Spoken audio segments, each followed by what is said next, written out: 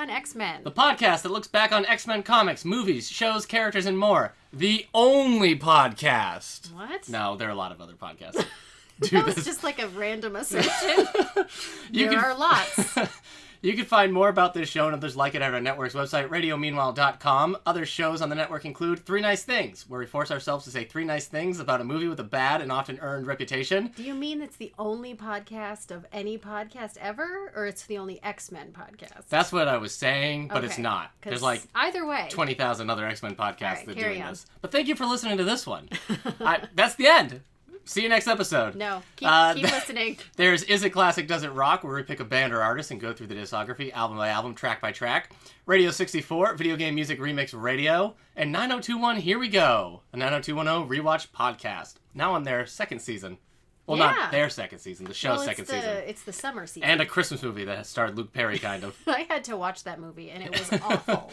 Share your thoughts on this and upcoming episodes by following us on Facebook and Twitter at Previously on X. Please rate, subscribe, and share this show on iTunes, Spotify, YouTube, wherever you get your podcast. And seriously do that, because that's the only way that it spreads. Yeah. You know, people have to actually get the... And forgive Hilary for sometimes forgetting she's still logged into Previously on X when she's liking a post. No, I do that on purpose. Really? Yeah. You were liking some Star Wars Rise of Skywalker things. I'm like, she thinks she's still on hers. Yeah, that could have been.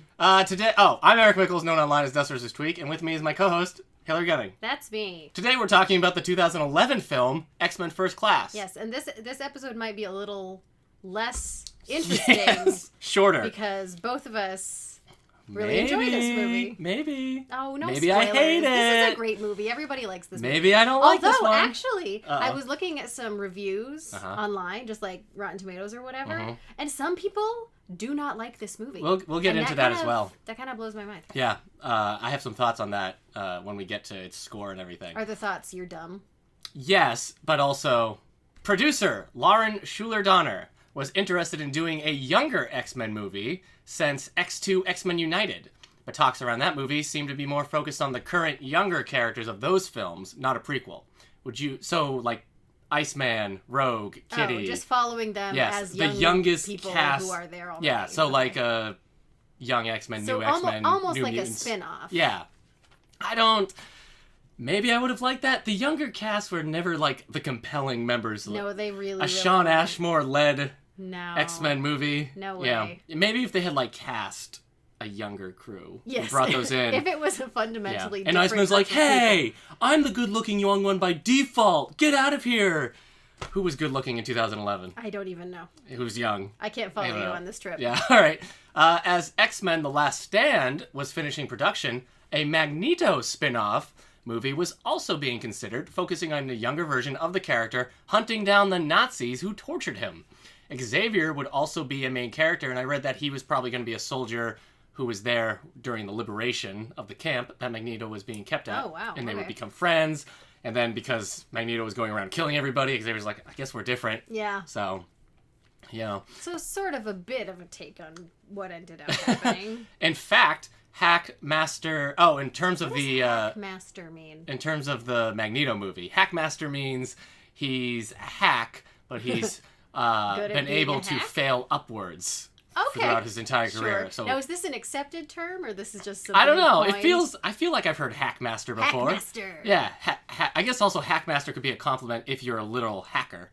Like in the Matrix. That's what I thought. Yeah. I was like, why are we suddenly talking about computers? David S. Goyer, writer and sometimes director, is not a master hacker from the film Hackers. He's kind of a hack in the comic book industry. Okay. Movie-wise. But also a master.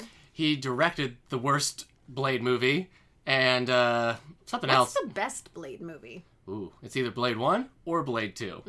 Okay. So, it's not Blade Trinity. That's the worst one. Go to Twitter to vote on that. Listen, what I'm trying to get to is that David S. Goyer was hired to direct the Magneto movie. So it was that far along. Oh, wow. Okay. Yeah, well, I really thought at the time, I was pretty convinced that was actually going to happen. Sheldon Turner had written a script for it even.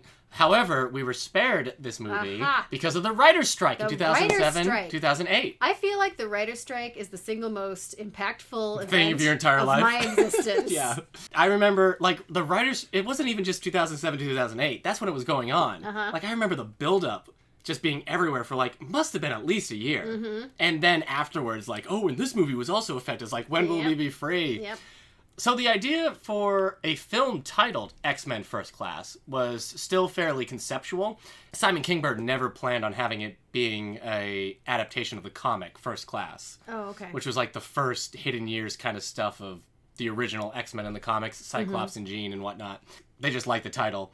But at the time, it was still fairly conceptual, and it depended on the success of X-Men Origins Magneto, which itself would depend on the success of X-Men Origins Wolverine. And here we hit our hitch. In the end, the Magneto script was folded into a story treatment by Bryan Singer and Jamie Moss. Though Singer, I read, said he didn't use the Magneto script, but the Writers Guild got the credit in there for the original Turner. Huh. So must be some. I can't believe none of the Magneto script ended up in this Magneto prequel film. Yeah, I mean, it seems pretty reminiscent. Bryan Singer would not direct because of his commitment to Jack the Giant Killer. Jack the Giant Killer is the one with Nicholas Hoult, who plays Beast in this movie, and Ewan McGregor going up the beanstalk. And it's like, sometimes it's Princess Bride, sometimes it's just farts, and then it's like, it's a bomb. It's a giant bomb. Okay. It looked terrible. So Singer just keeps turning down X-Men movies to do other movies that don't pan out well for him. Good choices from him. Matthew Vaughn was brought on to direct on the strength of his film Kick-Ass. Matthew Vaughn, who again is not the character from Alias. Was there a character named Matthew Vaughn in Alias? Last time we mentioned Matthew Vaughn, I also brought that up. No, it was not the one based off that character. It's the director, Matthew Vaughn, who directed Layer Cake, which we had talked about before. Yes, which I had definitely heard of. So Matthew Vaughn had been hired to direct X-Men The Last Stand, and he was the one who cast certain characters such as Beast and Juggernaut for the film.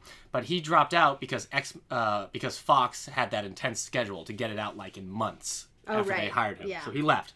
He was like, that's a terrible idea. Right. So he went off and did some other stuff, and he did Kick-Ass, and so they asked him again. Apparently, he thought it was a joke when they first asked him if he would come back. How about now? Yeah. But he accepted the job for First Class based on it being set in 1960, telling Den of Geek, I got my cake and ate it. Managed to do an X-Men movie and a Bond thing and a Frankenheimer political thriller at the same time. Something that I wrote down that kept occurring to me, which is now clearly an intentional thing, was every time Magneto, in the first half of the movie, every time Magneto shows up, it's so Bondy. Yeah, very like Sean Connery era Bond. Yeah, and like the music does a thing. Yeah. He told Superhero Hype that he felt like he had unfinished business with Marvel because he had left X-Men The Last Stand, but also he was almost attached to direct Thor.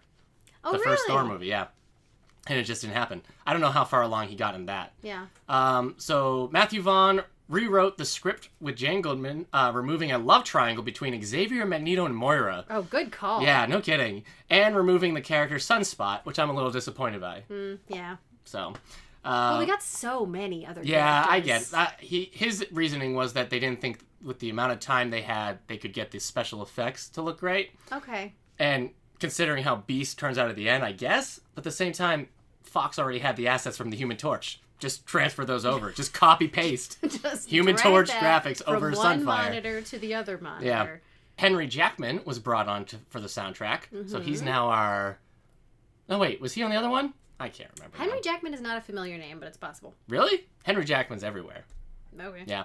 We have a comment from Kendra from Twitter, specifically about the soundtrack. She says, love this movie. The soundtrack gave me one of my favorite instrumental tracks of all time, First Class. That's the title of the movie. That's the first time. Yeah, that's the title. It's the first track. Yeah. Perfect. Yeah, it's a good soundtrack. It stands out. Yeah. The movie was released on June 3rd, 2011. 2011 had a lot of superhero movies. Yeah. It opened with Thor. It ended with Captain America: The First Avenger, X-Men First Class, and the Green Lantern movie. All in one summer. I mean, back then that felt like a big thing. That's interesting to hear the context of it, because this movie always felt to me, and this is going to sound like a slam on the original movies, but this movie always felt to me like a more regular like movie and less of a genre movie. Really? Yes. Wow. And I don't know if it was the casting or if it was because we were more used to I've always felt it's more genre than the X-Men Well, because of its period piece. Yeah, well, And I because it's so feel like the periodness and the directing, I think, just feel more like I'm going to make a movie unless I'm going to try to make an X-Men movie work. Because when they first did it, that's what they were doing. Right. They were like, this hasn't really been successfully done. We're going to try to get to sell this to people. Right. And it was great. As you know, we love that movie. But this, I don't know, it felt more settled, I guess. It felt like somebody took the saturation bar and just moved it a little to the right this time. So, for color reasons. Okay, it's more colorful. It's more colorful. Yeah. Brightness and saturation. Let's try going the other direction. It's also... It's a smart choice to put it in the 60s because then the more colorfulness can be attributed to the period. Yep. This is like the MCU is still like not even like fully set. Burgeoning. Yeah, but it's still not fully set.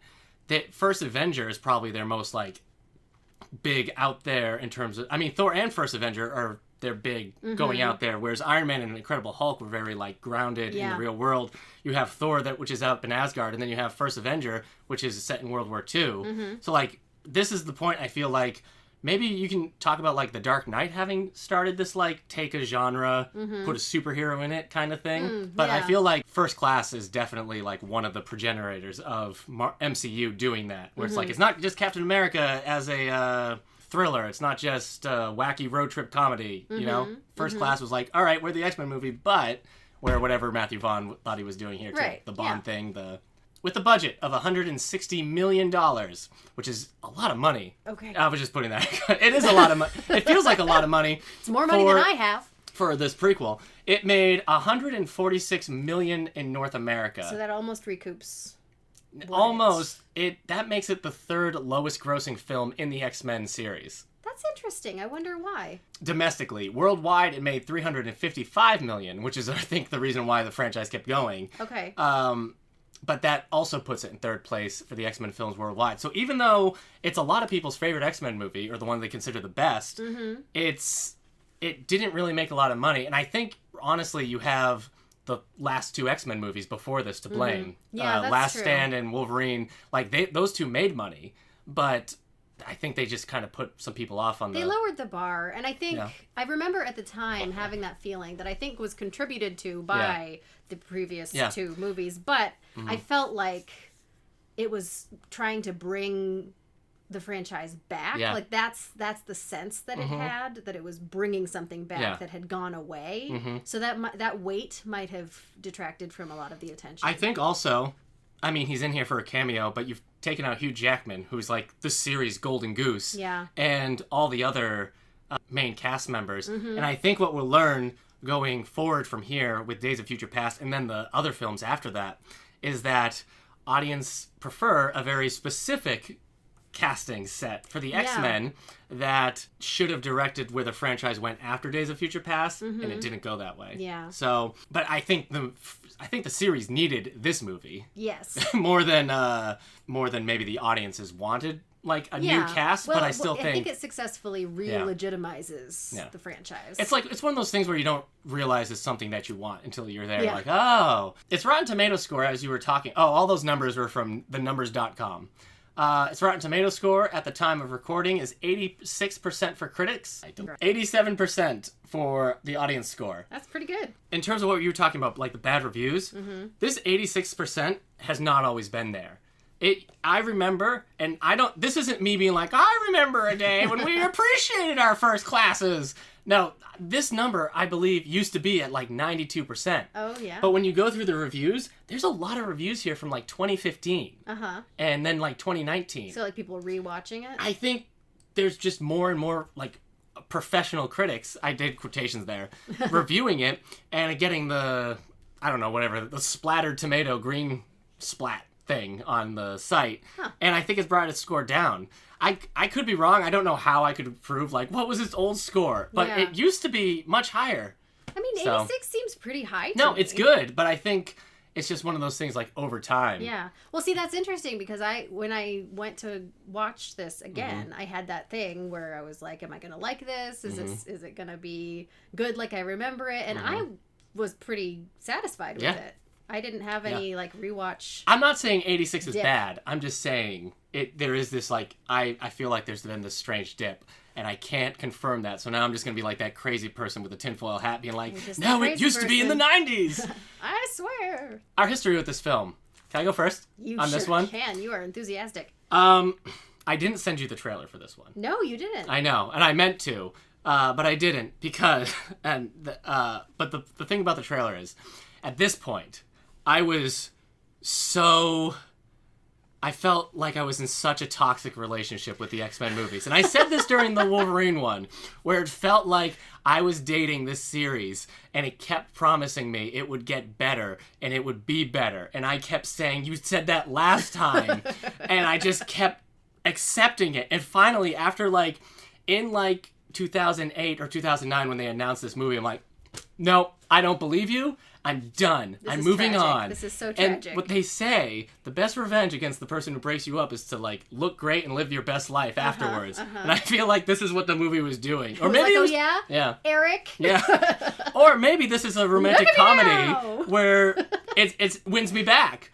Because when the trailer came out, I was like, I guess I'm going to watch this trailer, but I cannot be hurt again. I won't let it happen. Oh, man. My now wife, Kendra, was there. I remember we were in the main lounge area in college, and I put on the trailer to watch, and I was just like, what? Is this gonna be good? Because before the trailer came out, they had released some photos, and a lot of people were making fun of the photos because in just still image, it does look a lot like it's a Bond parody at times. Oh yeah. Or I saw a lot of people commenting on oh, it looks like an Austin Powers ripoff or something. That's funny. I mean, a lot of the photos were just either Sebastian Shaw in his submarine or Magneto and Xavier playing chess. And even for me at that point, I'm like, no more chess. I'm sick of it. They like chess. It's their thing. It comes back for 5 more movies after this too. So I watched the trailer. I was like, that was good. And Kendra had to go. So she left. And I'm pretty sure I sat there and I watched the trailer another 25 times. I'm trying to pick a number that's conservative, but Eric. also realistic, and I don't know if I'm being honest. I just watched it, many times. And I would skip to the second half and watch it, because it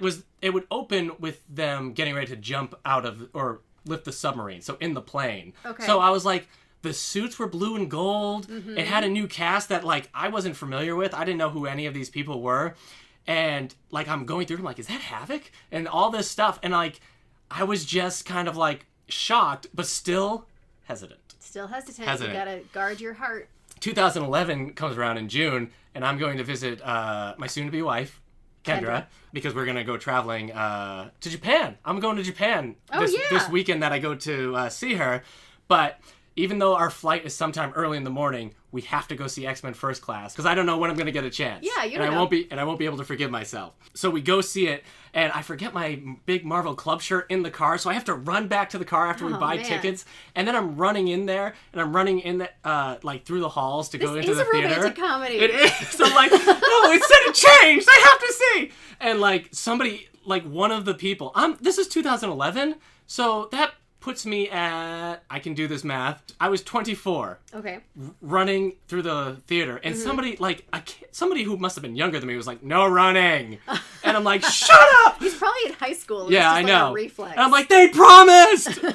And when the movie started, it was similar to X-Men. It felt like, for however long this movie was, I was just by myself watching this movie. I bet Kendra loved that. It was just I was shocked. And there's a specific scene that we'll talk about when we get into the movie that I was like, we're back! Mm-hmm. It was. This is it was like the movie ended and in First Class was like, you complete me. And I was like, you had me at whatever the first line of this movie is. Oh, maybe not. I guess that's a Sebastian Shaw in German line. Look, the point is, the movie had me very early on. Mm-hmm. And then I saw it again in Japan. I saw it twice that summer. Was it in Japanese then? No, I saw it on an American military base. Oh, okay. So it was in English. Yeah. Everybody cheered when Wolverine showed up. But yeah. All right, I kind of tired myself out telling that story. It's very exciting. Yeah, we kissed at the end. The movie, yeah, just beautiful. But like any long-term relationship, there's still problems afterwards. But we worked through them. You worked through them because that's what commitment is. Yeah. You know. And then it died before me, and I just had to start living my life and realize who I was. Yeah, yeah. So, are you going to move on? Like, is there going to be a yeah, I guess new we'll see. Love of yeah, your the life? MCU will shut. But then everybody will say, I like this younger franchise. Boy, this thing can just keep going. Yeah. You better talk about when you saw First Class. Well, this is going to be a real letdown because I have no memory of seeing this the Really? first time. 2011? I know, just based on at this my point? life, that I must have seen it in theaters. This is the first X-Men movie that came out after you and I would have known each other. Oh, we knew each other? In 2011? Oh, yeah. Yeah, we knew each other in 2009. That's crazy. Yeah. So there had been 4 movies that we had seen prior to knowing Did each we other. see this together? No, I told you. I saw it in Pennsylvania and then Japan. We just heard that. I didn't see it with you in Japan. No, you weren't I know there. that. Yeah. So, Yeah, but I have, know you like, saw it no in the memory. summer. I have no memory Right. of seeing it the first time. Okay. I remember that I liked it. Uh-huh. That's kind of it. I do remember, we watched it, it would have been me, you, and Nick, your husband Nick, soon to be still husband. Continuing to be my... Where are you going with that? We watched it, I must have been visiting you, because it was like 2014. Okay. And I was in Florida at the time, so I must have come up to visit you guys. So we watched it just in... We just on watched DVD? it by itself on DVD because Days of Future Past was going to come out. And I remember you were excited because you were like, so it's going to be the old cast, but this movie as well. Right. And I was like, yeah. And you're like, yay. Yeah. Because you liked this movie. Yes, I So did. at least in 2014, I know you liked it as well. Well, I definitely know Right. I liked it. But yeah, it's a weirdly no memory. For this podcast, I was actually kind of dreading watching this movie. Oh, really? And I couldn't figure out why. And then it just kind of dawned on me. It's not because it's a bad movie. And not that I don't love it. It's because I think I've now watched this one almost as much as the first X-Men movie. Oh, yeah. Which is a lot. So I think I just was kind of feeling a bit like, even though I haven't watched this one in a while, I still felt like, oh, can I watch First Class again? Because it was one that not a lot of, from the box office, not a lot of people saw. Mm-hmm. So it was an X-Men movie I had to show people. I remember having to show it to every single member of my family at multiple times. I bet they appreciated that. Yeah. Like showing it to friends who wanted to get into X-Men as Days of Future Past were coming out. And so entry. I just had watched it so much. So that was it. Well, since you mentioned the first movie, Were you familiar with anybody in this movie beforehand? I don't remember. I was going to ask James you McAvoy? if I don't know what James McAvoy's career was at this stage. Kendra, my now wife, she liked James McAvoy because I think he at this time would have been maybe best known for Atonement. I didn't see that. No, but I think people knew him from that and so from he was like a Starter known for 10. actor. He was known. Okay. But I didn't really know him. I can't think of anything I had seen him in. I don't think I had seen Fassbender in anything. I remember thinking that Fassbender was familiar. Yeah.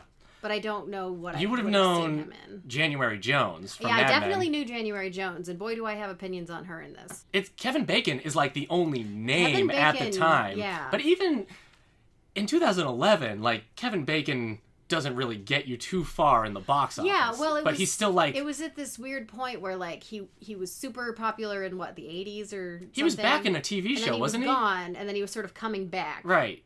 Didn't when he have this some came show out.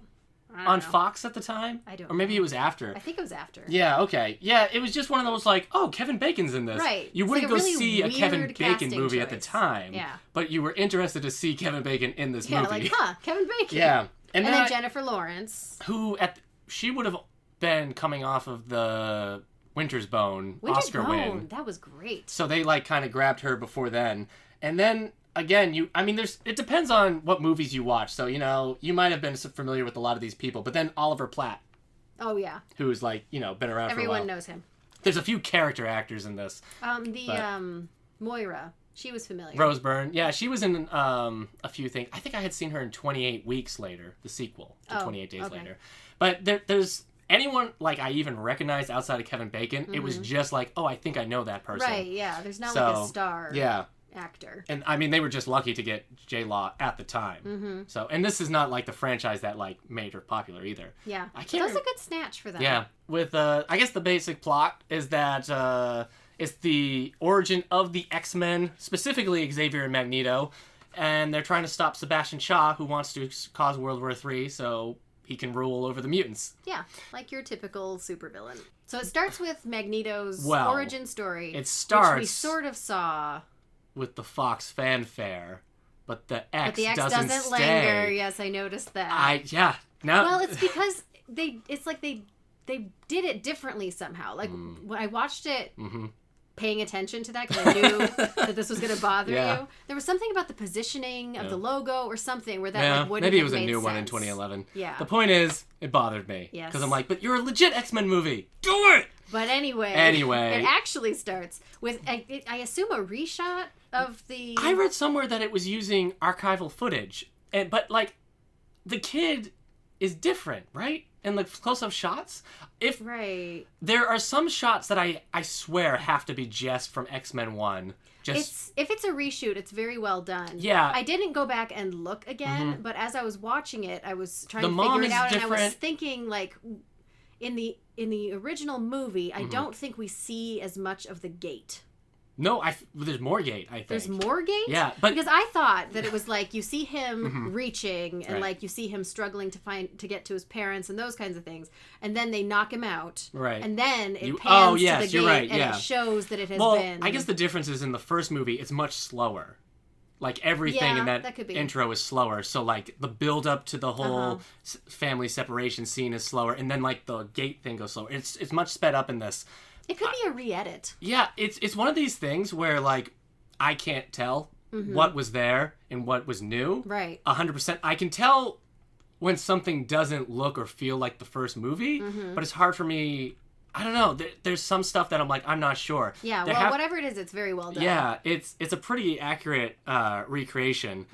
Like I said, just really faster. And I have to imagine with just the boy and the mom, and probably the dad, but like the people who talk, I guess. Yeah. But there's the scene where the soldier knocks out Magneto. I'm pretty sure that's just right from the first movie, because even the movement is the same. Well, that's such a striking moment in the first film. Yeah, and how many times have you seen the first movies, like Magneto opening? Right. So, yeah. That'd be hard to recreate. And so we meet Sebastian Shaw, played by Kevin Bacon. I mean, we cut then to a young Xavier. Okay. No. So yeah, after Magneto is knocked out, young Eric at the time. Eric! It's with a K, though. That's your name, but with a K. With a K. Because it cuts to young Xavier. Right. Living his posh life. In his house. In his mansion. And you don't see anybody else in his house. You only ever see him alone. Yeah, it's strange. It's a really sad, isolated... Especially because, like, later on we're told, like, he had to hide her and stuff. It's like, hide her from who? Yeah, I know. It just seems like you could just be like... Well, I like how, like, he comes down, he sees... His mom. His mom, who he immediately knows is not his mom. Because she's never been in the kitchen before. Because she's never been in the kitchen. Yeah. He's super judgy about that. Yeah.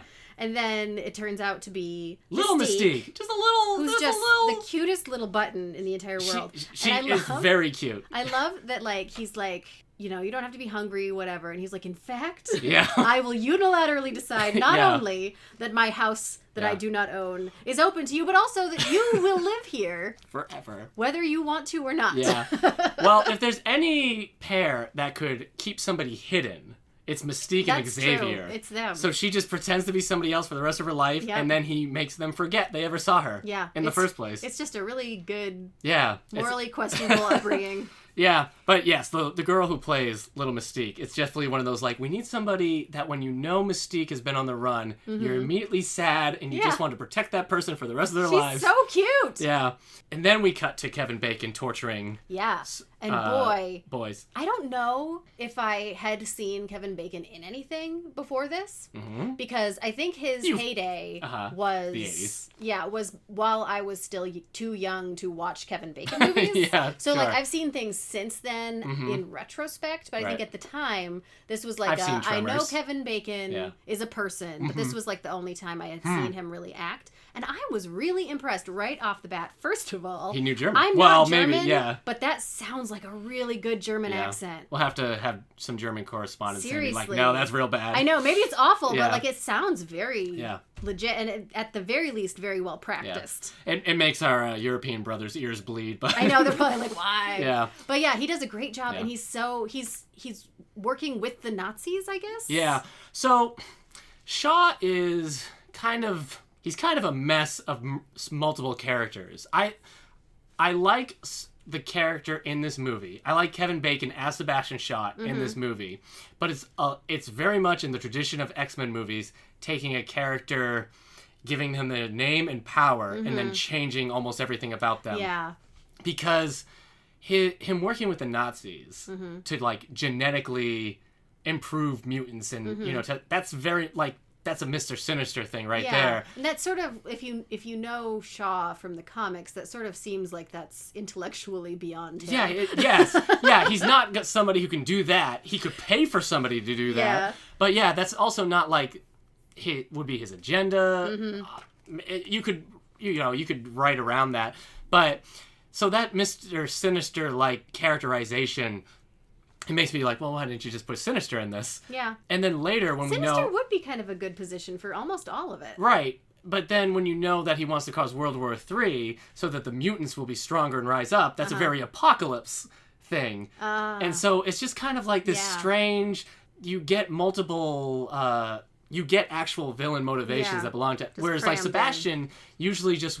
likes being rich and wants to maintain his own like personal power. Yeah. And usually like politically or financially is how he like goes about it. So like if this was Sebastian Shaw running for president, that would be more in line with the character. But for both of them, it's just kind of like, well, and also like the Hellfire Club. It is strange. The thing, this choice that they made in previous movies has always really bothered me. Like when they did it with anybody.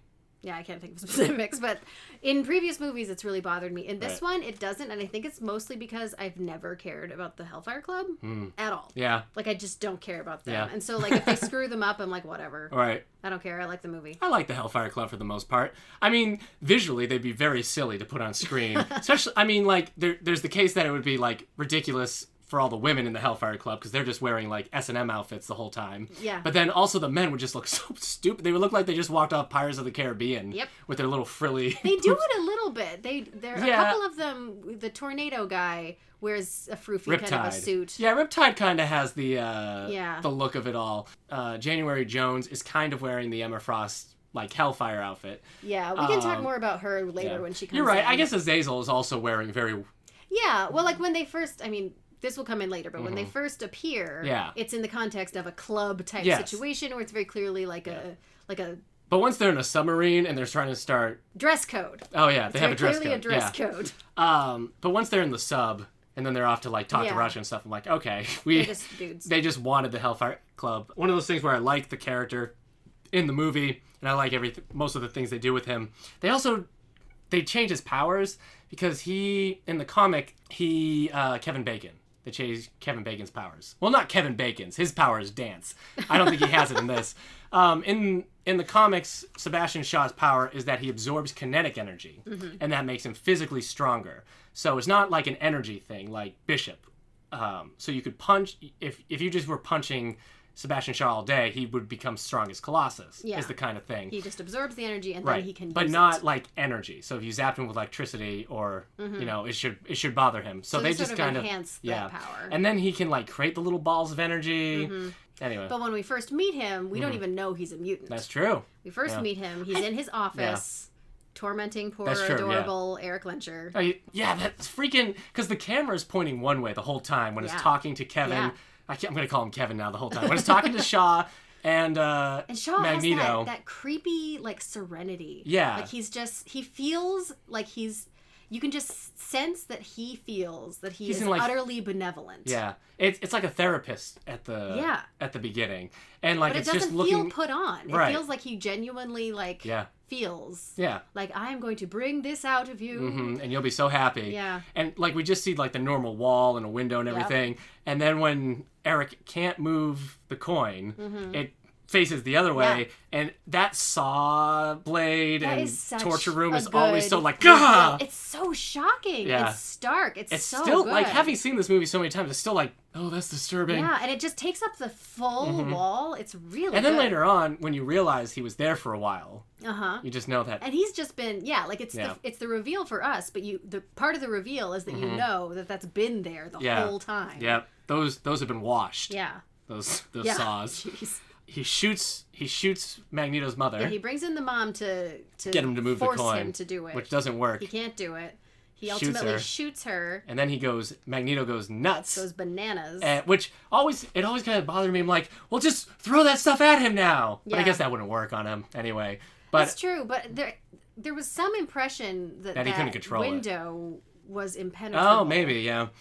Because not a single thing crossed that threshold. I just kind of think that also at that point, young Eric just can't control anything. Oh, yeah, like definitely. it's just throwing it around. I mean, he's able to crush the skulls of those Nazis with their helmets. That's always kind of like, oh geez, cut away. I hate that part. Yeah, and that's when we get the title sequence. And then that entire time, Shaw remains just he's gleeful. so happy. Yeah, he's like, yeah. And he's not like in clapping. not like a creepy. I mean, it is creepy, but not in like an excellent If kind he of could way. have He's dropped just so happy. If he could have dropped a confetti container, he would have at that point. He's like, we did it!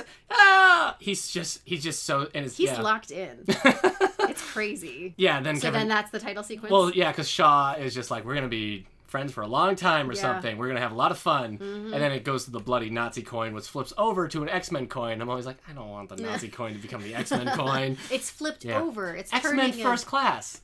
It's qualitative and quantitative. What? Well, because it's the first movie. It's the first class, but this movie is now a first class film. Oh, I see. I see. So clever titling. And that's where we see that Eric has grown up to be Michael Fassbender. Yes. I will tell you when I decided he was Michael Facebender. It's later on in this movie. Facebender? Okay, I'll just get to it now. Michael Fassbender blew my effing mind in this movie. Like, I love Ian McKellen as Magneto, but I didn't want to be Magneto until Michael Fassbender played the role. He's just, like, so intense and so good. And I was after seeing this movie, I'm like, they can get away without Wolverine because Magneto is filling that role now in such a different way than I would have ever expected. Because it's the way like he uses his powers. It's like Ian McKellen's Magneto was always very vicious with his powers, like you know those ball bearings when he escaped his prison and everything. And he always did big things like dropping the Golden Gate Bridge. There's just something else about the way Fassbender's Magneto uses his powers. Well, at this point, he's not. When you have Ian McKellen, in many, many ways, he's just much more, like, regal. Refined. Yeah. And so that has its own appeal. There's a physicality. But Fassbender is very just like raw. Yeah, raw is right. Stage. Like when he's throwing stuff with his powers, he's also like physically throwing it with his body. Right, yeah. And so there's just more I was like blown away by him specifically in this movie, watching it. And yeah, after that I'm like, I just want to see. And then he was after this he started showing up in a lot more movies. I'm like, I'll just go see anything with Michael Fassbender in it. I became like a Fassbender fan after this. That's funny. So even though he's not really a box office draw, we found out through everything. He's got a gravitas. Yeah. A different kind of gravitas from Ian McKellen, but he's got that weightiness that really allows him to, I guess, sort of fill the Wolverine role, just because he's the aggressive anti-hero kind of role, at least in this movie. Yeah. We get diminishing returns from Fassbender's Magneto throughout the rest of the series. Either they use him too much or they repeat the same story threads depending on which movie we're watching. Well, it's the same problem that they have for the entire series with Magneto. They just want to use him and use him and use him and use him and just, give it a rest. It makes sense for like the trilogy, I get the original trilogy where he's like the main villain. But even then it would have been good to give him a rest and then bring him back as a reveal. If it had kept going with the original trilogy timeline, yes, we should have then put a rest to Ian McKellen's Magneto and seen some more characters. We definitely should have had him for Days of Future Past. And think about what that would have been like if he had vanished for like several movies and then he's back in Days of Future Past. I'm pretty sure I did. I coined it. Facebender. Michael Facebender. I don't love it. I watched a movie. I watched a Scottish film about Macbeth. A film adaptation of the play Macbeth. Oh wow. With such Scottish accents that I had to turn on the subtitles. Well, that doesn't sound like something you'd enjoy at all. Because Michael Fassbender was in it. So. He's Scottish. Okay, that's what I wondered. Well, for because his accent, halfway through the movie, I was like, what is happening for with this his movie, accent? he said he kind of went for an accent where you couldn't necessarily pinpoint its origin because he Okay. felt that the younger Magneto would have traveled around and picked up different dialects. Did he just say that? Yeah. Because he couldn't get rid of his accent. Maybe, yeah. He wasn't trying. I think he says later on that he tries to mimic Ian McKellen's performance more in Days of Future Past because they're both in that film. And he's older. Right. The character is Yeah, older. that's true. And so, Closer. whereas this one, he was just kind of, he watched it, but then tried to do his own thing with that. Yeah, your guess is as good as mine on that one. He has an excuse for where... It's a good excuse. Yeah. That's legit, but I still wonder if it was... Because it's that thing that actors often have where they get more upset. Like when they're upset, their original accent comes out. Yeah. And that's really Or when what they're happens singing in a this song movie. in Phantom of the Opera. I've wiped all memory of that All movie. right. And we also meet adult Xavier. Xavier, and let me tell you, the very first impression, which I have to assume is intentional, Yeah. is that he's such a sleaze. He is, yeah. Well, okay, I've got a, because he's played by James McAvoy. James McAvoy says this about Professor X. He describes older Charles Xavier as a monk, a selfless, egoless, almost sexless force for the betterment of humanity and mortality. Probably morality.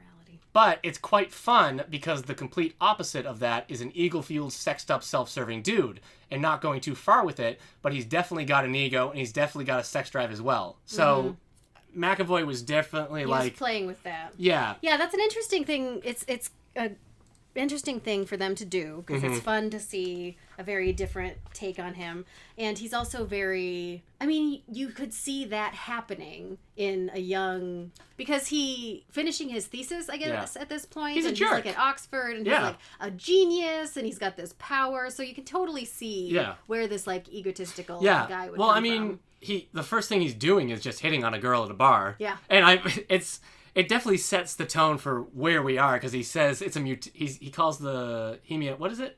She has two different colored eyes. I can't remember the I don't actual- remember the name, but that's a mutation. Right, he says it's a mutation, a very groovy mutation. I Which- wonder if he's channeling a little Austin Powers Maybe, there. but that's just... And then he says it again when he meets Moira. That yeah, he well, calls he uses it, the exact same yeah, line. but it's just so funny to hear Professor X call something a groovy, mutation. Yeah. But yeah, that definitely tells you that this is not the Xavier who knew. Yeah. I mean, really, it was only Last Stand that we started to get inklings that Xavier isn't, the monk as James McAvoy. But for the most part, most people just presume that on Professor X in the movie. I think that more than like what the movies actually present, I feel like that's just kind of the slot that he fills. Yeah. And so you just bring your Unless it's the comics where all he does is lie and hide bodies. Like the audience just brings this assumption that he's good. Yeah. So what he does he's is bald and he's the with leader. good intentions. Yeah. They just bring that to it. So unless he actively breaks that, they're just going to assume he has good and intentions. he stays like a jerk throughout most of the movie in a lot of ways. Like I'm going to say like almost exclusively bad things about him. So I want to say, first of all, that James McAvoy is excellent in he's this great. movie. He acts it brilliantly. He has a lot of like just throwaway moments that just feel so natural, especially when he's like teaching the younger kids that he brings in, where he's just like taught Marx and all this other stuff. Yeah. And then these like throwaway lines where he's like say nothing, or Yes. all this other stuff. He's just very good in the whole role. He's very good, and he shows a lot of range. Yeah. And you can see him growing in this movie, which I think is nice. Like you could just see like, oh, this is an early version of Xavier, Right. and that's it. Right. But you get a lot of growth in his character because you're hitting him at the exact moment where he goes from just some guy to a guy with a mission. Right. You get to see that whole progression, and McAvoy shows you that progression. I mean, the first thing you see him do after hitting on the girl at the bar is when Mystique's having like this identity crisis kind of thing, and she's saying that mutant proud thing like a joke, and she's sad, and she asked him if he would date her, and he's like, you mean like that, Blue? Oh no, you're my sister and stuff. He's like so obsessed with love. It's just such a jerk move, and he's the most self-focused person. Yeah, for so long in the entire movie.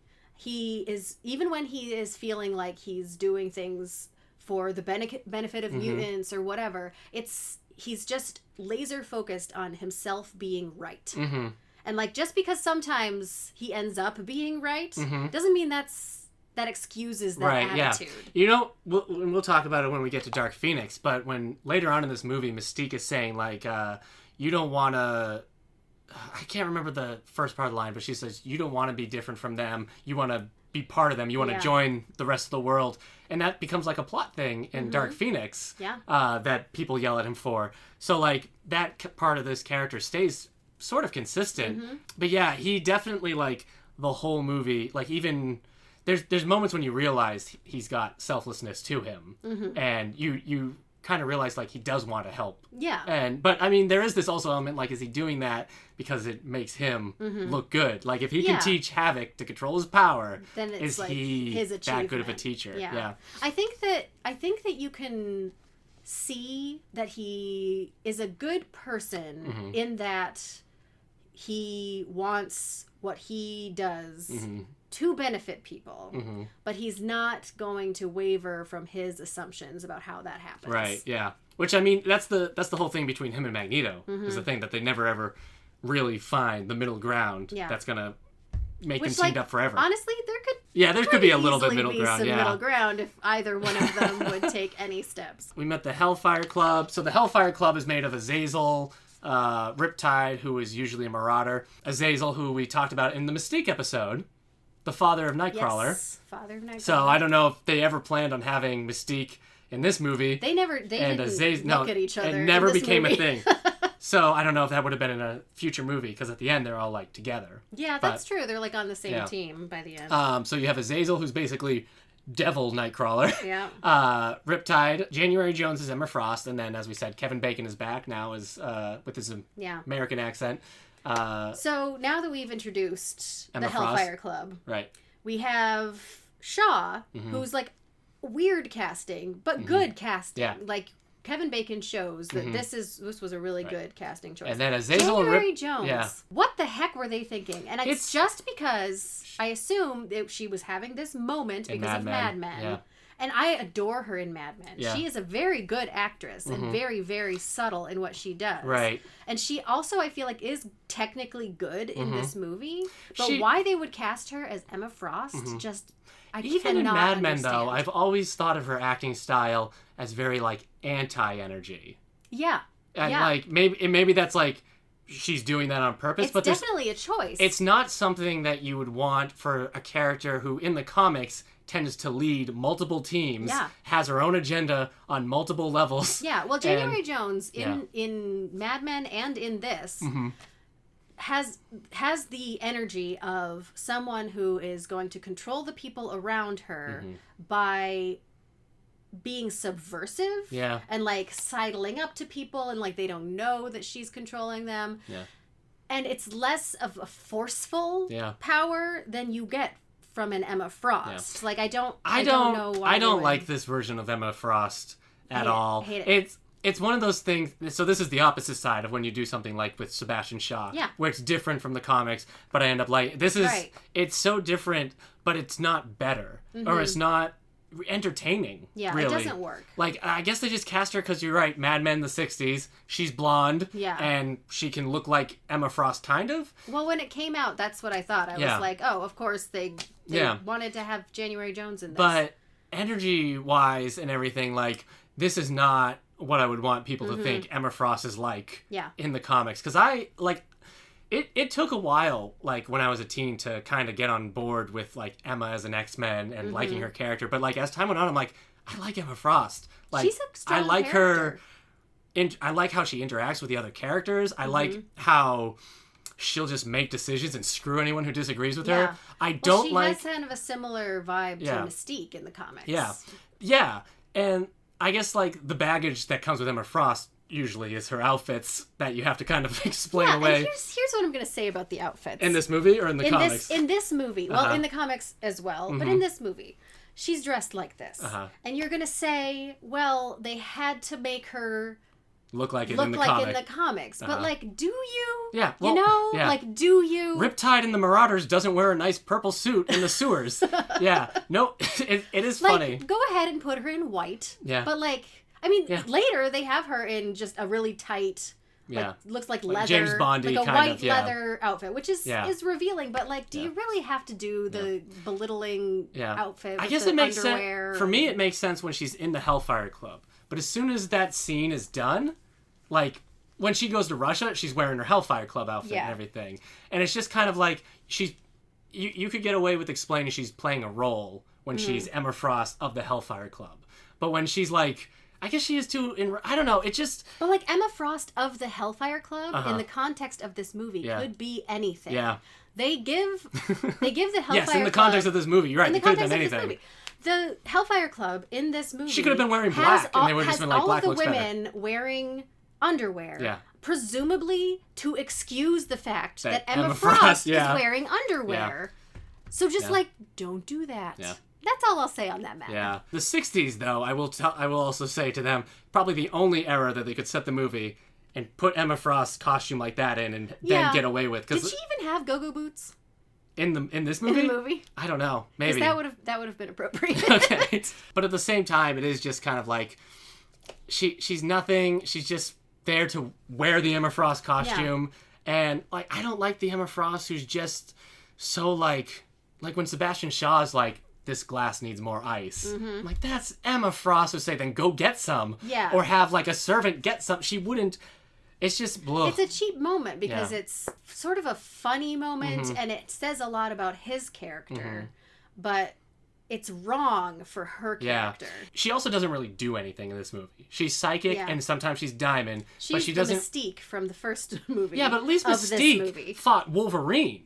You know what I mean? Oh, yeah, fought Wolverine and like kind of beat him at a point, and then like people remembered Mystique as being this cool character. Nobody remembers Emma Frost, played by January Jones, in this movie as being cool. She doesn't do anything except stand around. I was gonna save this for when we get to the scene, but I remember there was going to be a scene because Matthew Vaughn talked about it when Inception came out, and they had that hallway scene where, you know, the camera was rotating and everything in the dream world, and that blew everybody's mind.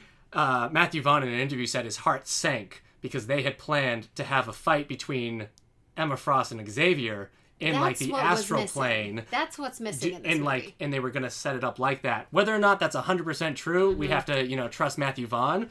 But that's a moment that's missing for her and for Xavier. Yes. Because you have that moment when when Xavier's on a boat, Emma is there. He's like, oh, there's someone like me over there. Yeah, and she's like, and that's sort of all knocking him back. That's all you get. Right. And that would have been a really good time for there to be some, like, there are two telepaths. Yeah. Here's a thing that happens. Yeah, I don't know if it would have taken place in the Russia scene or if it would have been on the boat. I don't know where it would have been, but you're right. It definitely would have given Emma Frost something to do.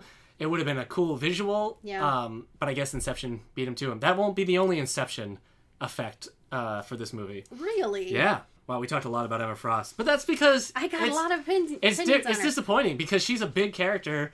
But, this franchise has a history of taking big characters from the comics and not doing awesome by them. Yeah, it's true. So, but also we meet Moira McTaggart. Oh, yeah. Fine. She's a CIA agent in this. She's not a scientist. She's not Scottish. Yeah, I guess maybe the only real reason that they have her be Moira is because you have a young Xavier. There be some amount of romance happening with Xavier. Yeah. But yeah, other than that, there's nothing Moira-y about her. No. I mean, I like that Moira McTaggart's in this.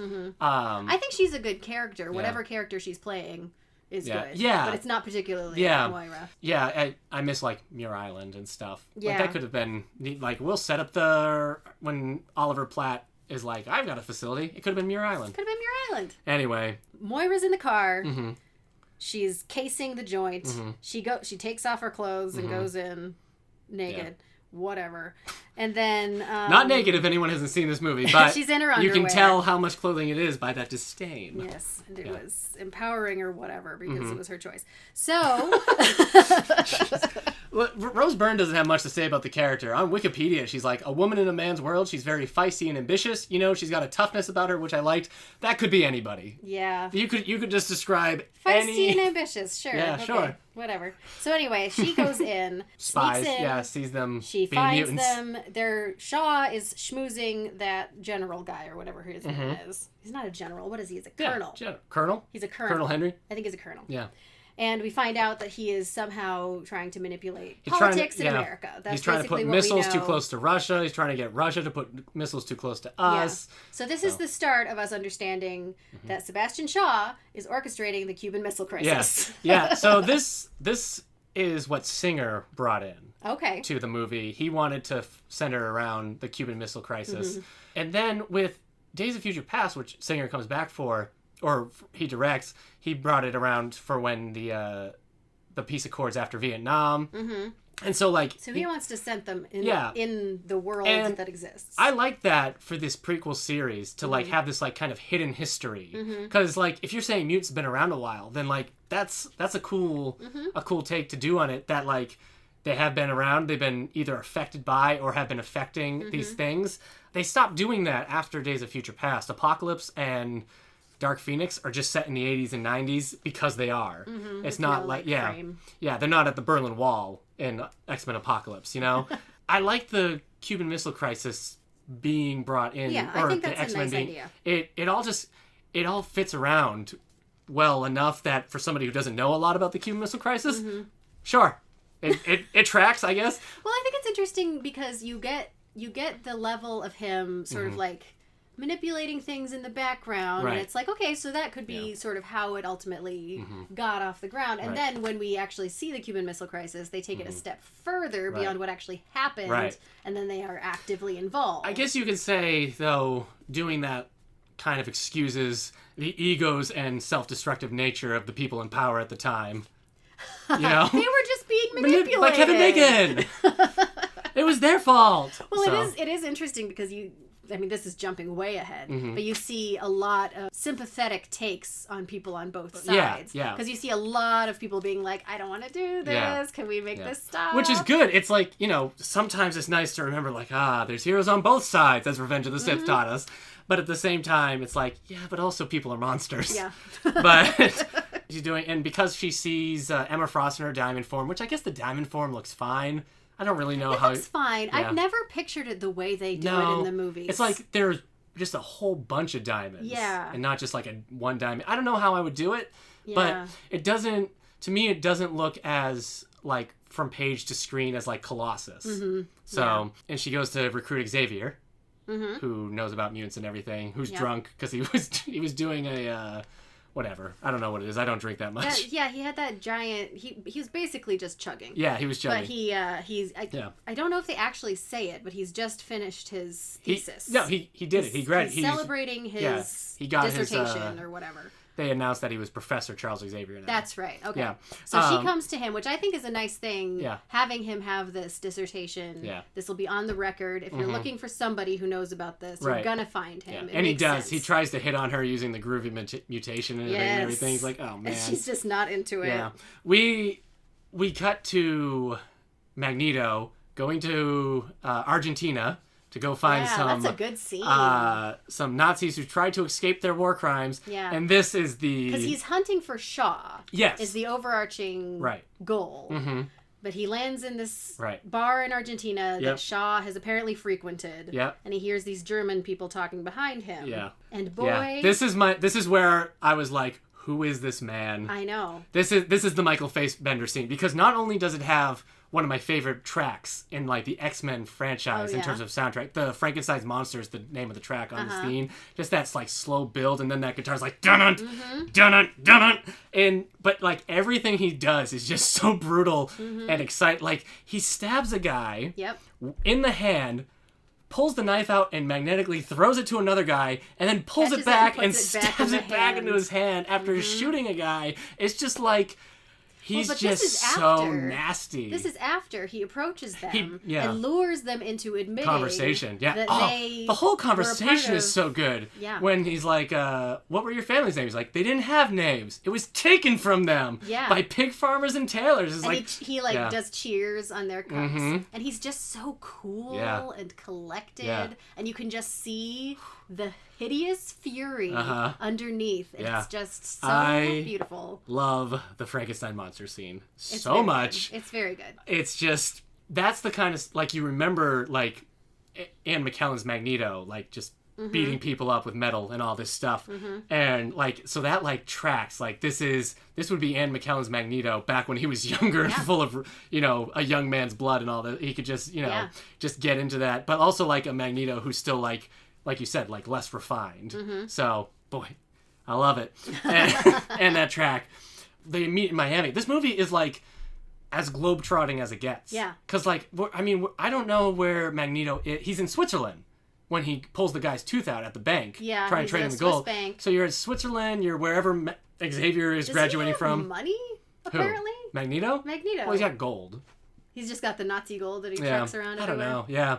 I guess when you're Magneto and you're not living on qualms, you can get money. Yeah, that's true. Yeah. I guess you can't pull it out of ATMs, but you can get other ways. He has his ways. But Argentina and Germany and Switzerland and Oxford, I guess. Yeah. Where's Oxford?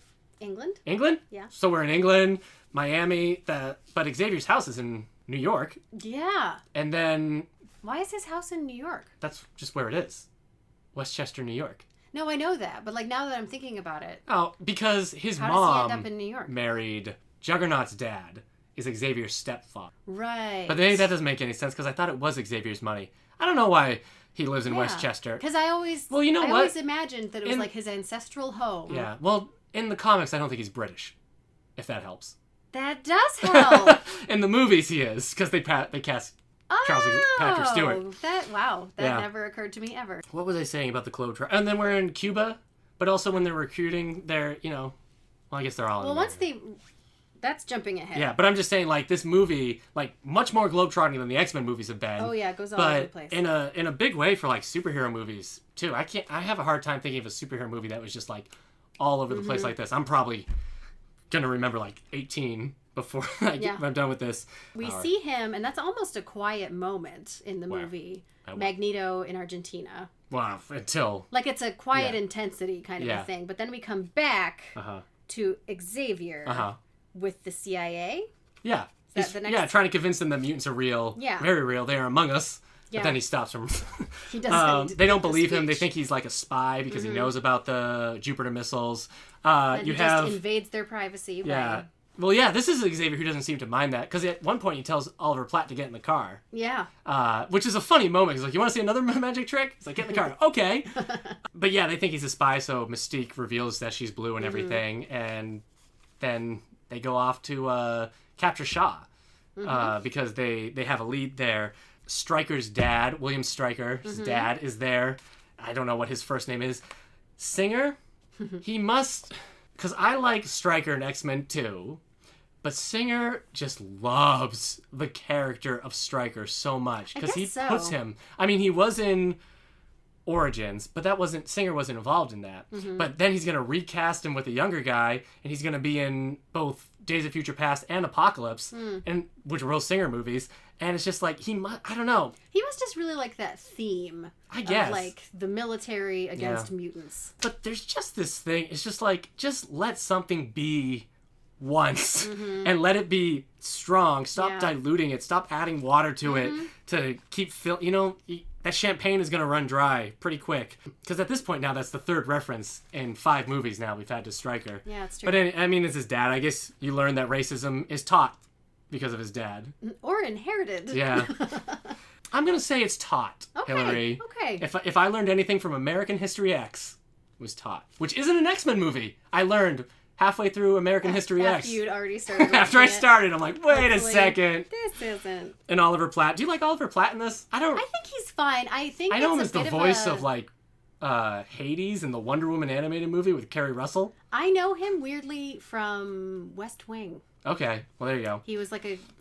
There was so much speculation about who he was going to be in this movie because they just call him the Man in Black. Yeah. That's what he's credited as, and people are like, maybe he's Apocalypse, maybe he's, and then he's just this guy. I feel like it's a similar situation to the new Star Wars movies where they cast the guy from Heroes. The guy from Heroes, yeah. Let's just call him the guy from Heroes. It's a similar situation where for some reason they've decided to cast this guy who has too much face recognition to be a nobody, but they're just going to make him a nobody. And so it's just an uncomfortable I'd argue guy from Heroes has less face recognition than you think.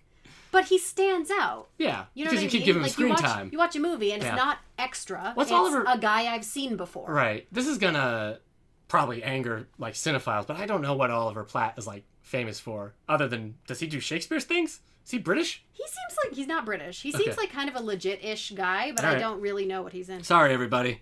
I only know a person if he's been in an X-Men movie. And he has. But anyway, he takes them to his facility, and then they decide. How do they end up going after Magneto?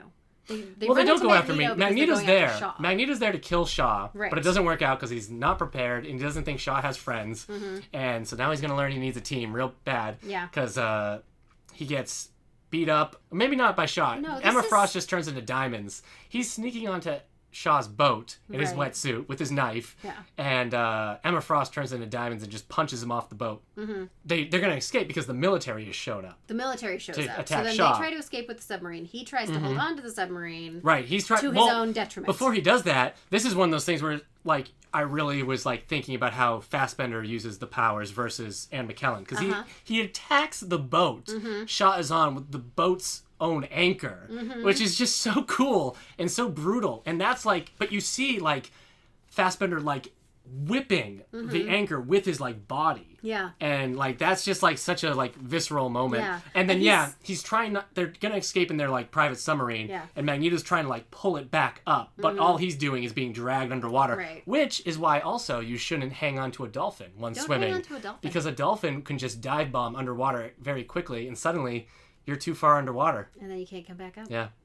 So that's the lesson for today. yeah, that's what I thought of. But anyway, that brings us to the first time that we have Xavier and Magneto in the same place because because Xavier is the only one who sees Magneto in trouble, Right. and he dives off the boat into the middle of the ocean to save well, him. Miami Bay. But you know what I mean? Yes. Like he puts himself in a dangerous position to save this person right. that he doesn't know who it is. Xavier has grabbed onto the dolphin, Magneto, and is not sure that dolphin is going to go back to the surface. Doesn't know. Yeah, you can't tell with dolphins.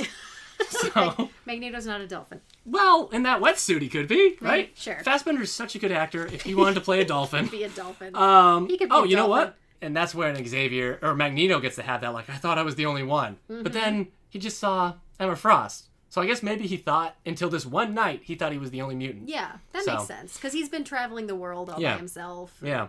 I also kind of noticed that like Riptide gets to keep doing these tornadoes. Yeah. Which is not his power in the comics, but whatever. He gets to do these tornadoes and like do cool destructive things with these tornadoes. And I was just thinking like Storm never gets to do that anymore. No. Not He since just gets to X-Men zap 2 people did with Storm lightning get to use sometimes. tornadoes. Suddenly, tornadoes are cool powers. Tornadoes You are would all never over the know place. based off of the one woman who can literally create tornadoes. All right, and then we also meet Hank McCoy, who's been hiding his mutation. Xavier outs him because he's, as you said, he's just using his power willy-nilly right. and hurting people along the way. He doesn't care. Hank's got those big prehensile feet. They're like on this time I was like, oh, those are just hands. Yeah, that's they're- all they are, just big His hands. Yeah. And then I love how excited he is because he's Mate, been hiding who? it. Oh yeah, Hank. to hang He's been upside hiding down. it this whole time and everything, and then he's nervous. pretty but blonde then once is- he sees Yeah. that people are actually Yeah. interested, he's so like gleeful. Yeah, He's like this. He's like a little kid. He's like, Yeah. oh well, I can do this. but he also stays incredible. Do you like Nicholas Hoult? I do. Yeah. Okay, I tend not to like Nicholas Hoult. There's something about him that always makes me go like, he's a boring person. When he was up for the role of Batman just recently that Robert Pattinson got, I was like, please do not cast Nicholas Hoult Yeah, I don't in think I'd this like role. that.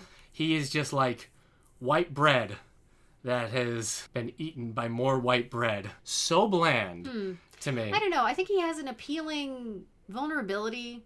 Yeah, he's dorky. You want to he's- cast him as like a dorky guy who makes... He's lovable in that way. I don't know. I haven't really liked him much since About a Boy. Because he's the boy. You see a lot with him. You could say it's about and- Nicholas Hoult. The movie. Yes. Sorry. You see a lot with him and Mystique. Yeah. That really endears him to the audience. Yeah. Because he gets the opportunity to like Until later. Until the end of the until movie. later. Yeah. Yeah. Hank had built Cerebro before he met Xavier, which contradicts the line in the first X-Men movie where Xavier says Magneto helped him build Cerebro. Yeah, which, to be fair, that never made any sense. Yeah.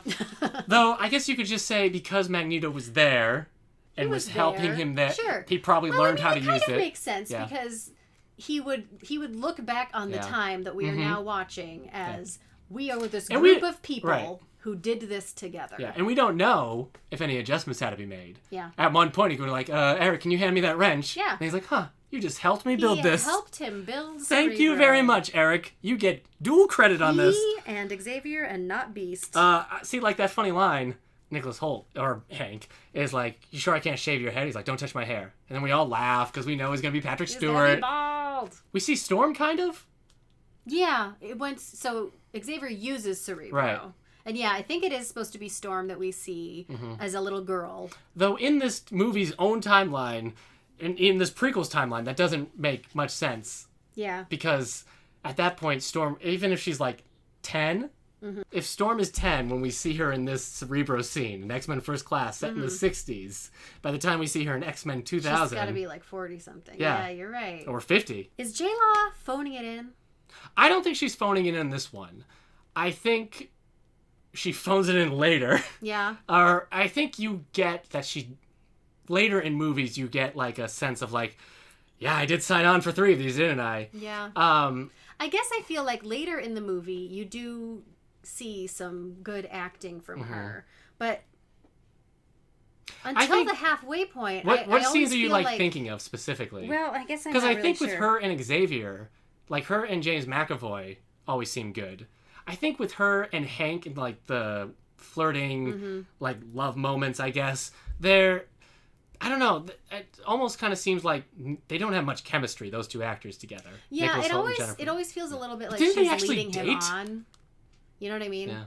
But you know what? It didn't work out. So there you go. But like, I don't think she is. I think that's part of the problem because I don't think the character is supposed to be leading him on. But she feels like she is because she doesn't seem like she's really invested in what she's doing. Well, she's being very like obviously flirtatious and everything, but like a mean girl. In some ways, yeah. It's just how that's just like that's just the sense that comes off of her, which makes me feel like she's not taking the role seriously at this point. I'm not the biggest Jennifer Lawrence fan in general. I usually really like her. Yeah. And in Winter's Bone, she definitely showed that she knows what she can do.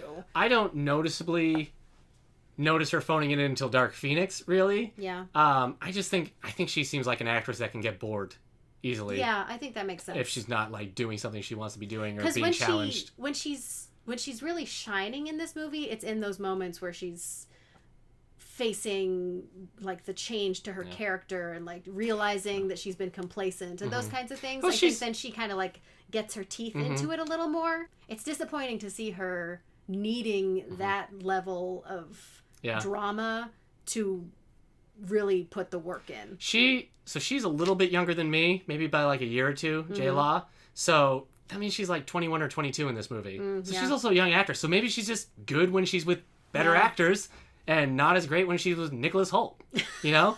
Makes sense. When you're acting alongside James McAvoy and Michael Fassbender, you probably have more to work with. Yeah. When you're acting next to Nicholas Hoult, you're probably like, I can't, I'm snowblind. I don't know what's happening here. And X-Men are constantly being snowblind, we learned. Yes, it is a big problem with the X-Men. Anyway, we recruit the X-Men of this movie. The X-Men are Angel, who was introduced during Grant Morrison's new X-Men run, the Girl Angel, played by Zoe Kravitz. Girl Angel, yeah. Who I did not realize was Zoe Kravitz until last night.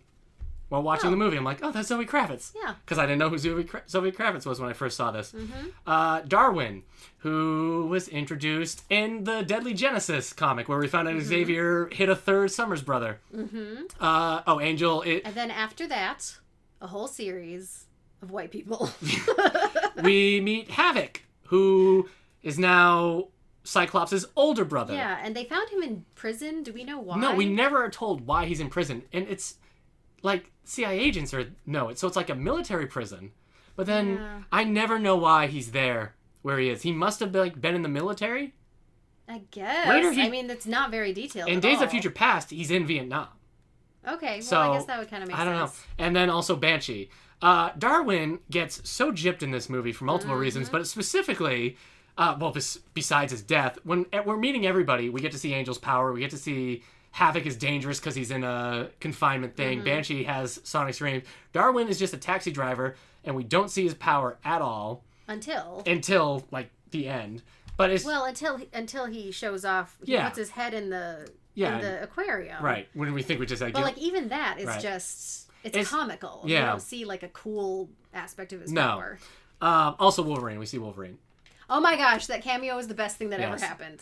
I love that cameo so much. The cameo is very funny, but it also breaks my heart because I'm like, but stay. I just think it's perfect because, like, you never thought you would see him in this movie. Yeah. Like, you had written off in your mind that would ever be a thing. And then suddenly he's there.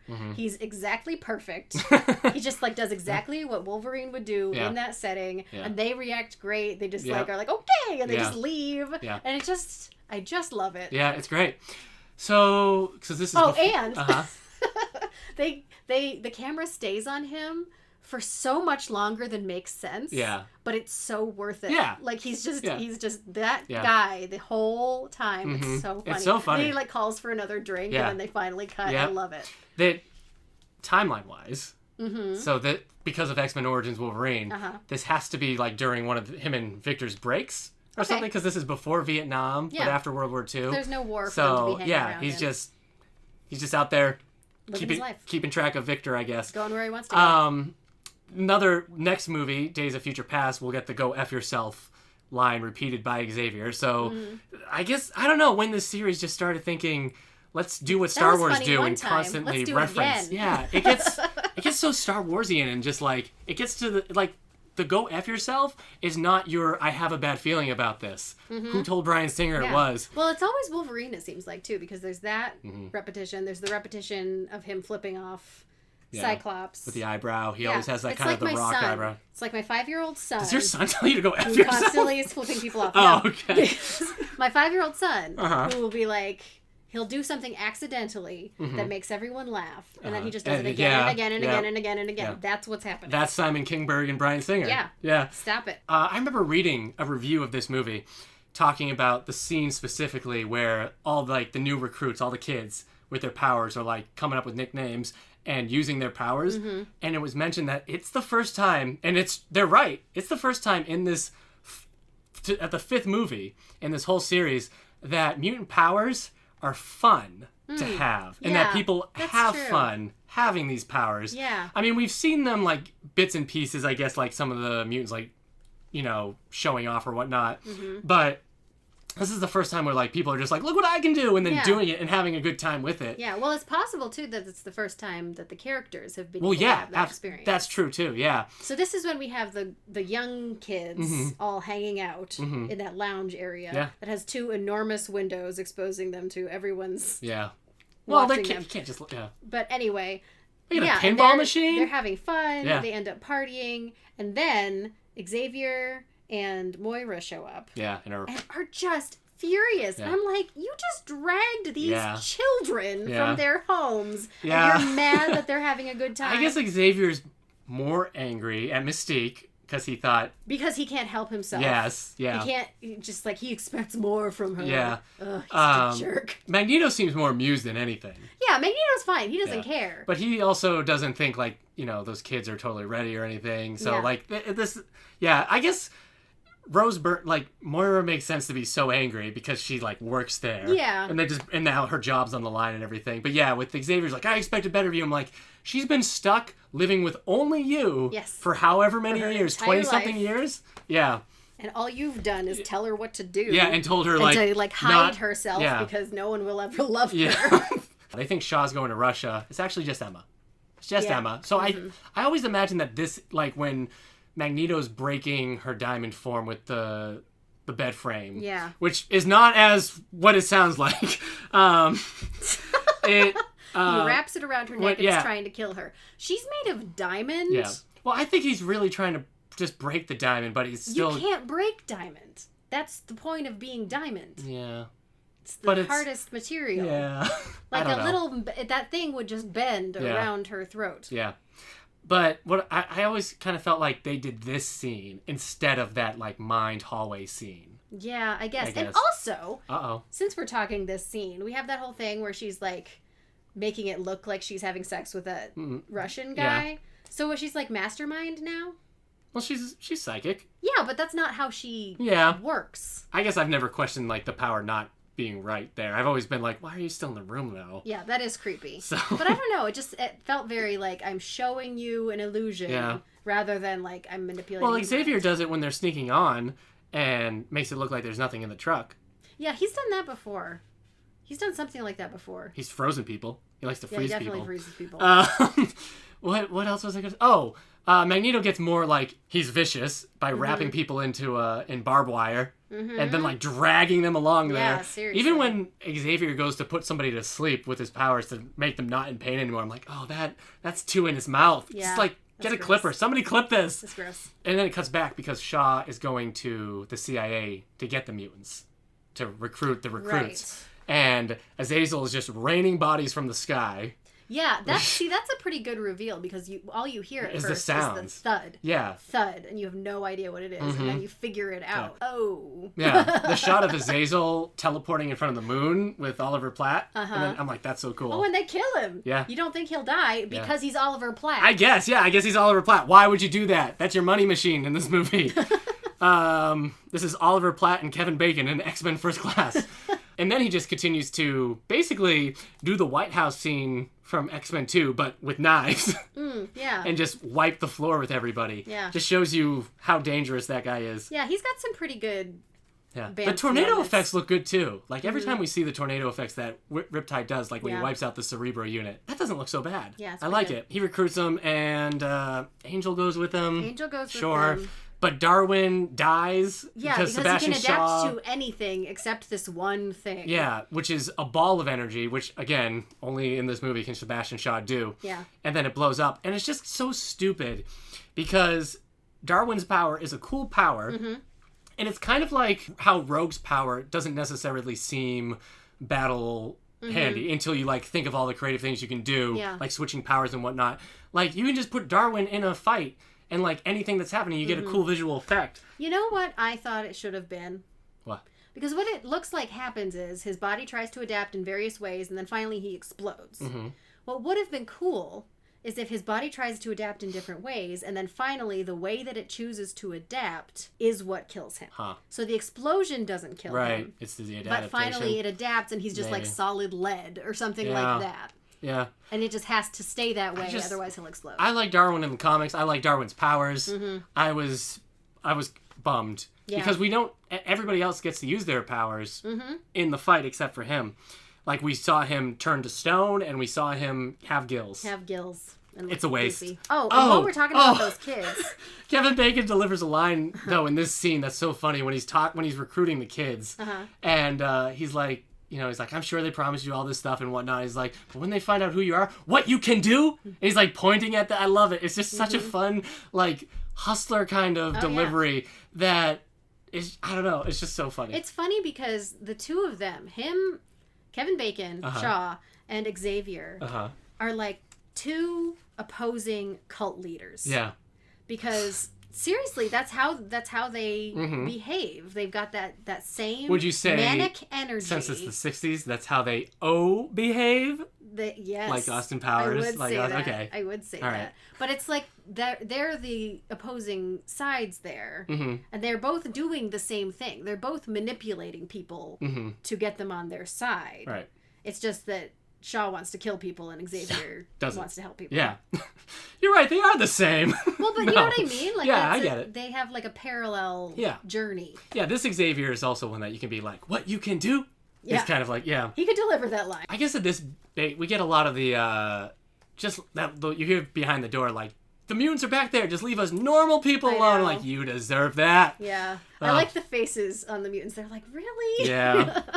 Other things about Darwin, like, when all this is happening, like, Darwin is, like, blocking like, covering the other students. I like that a lot. He's like, I can take this. I'm going to protect them.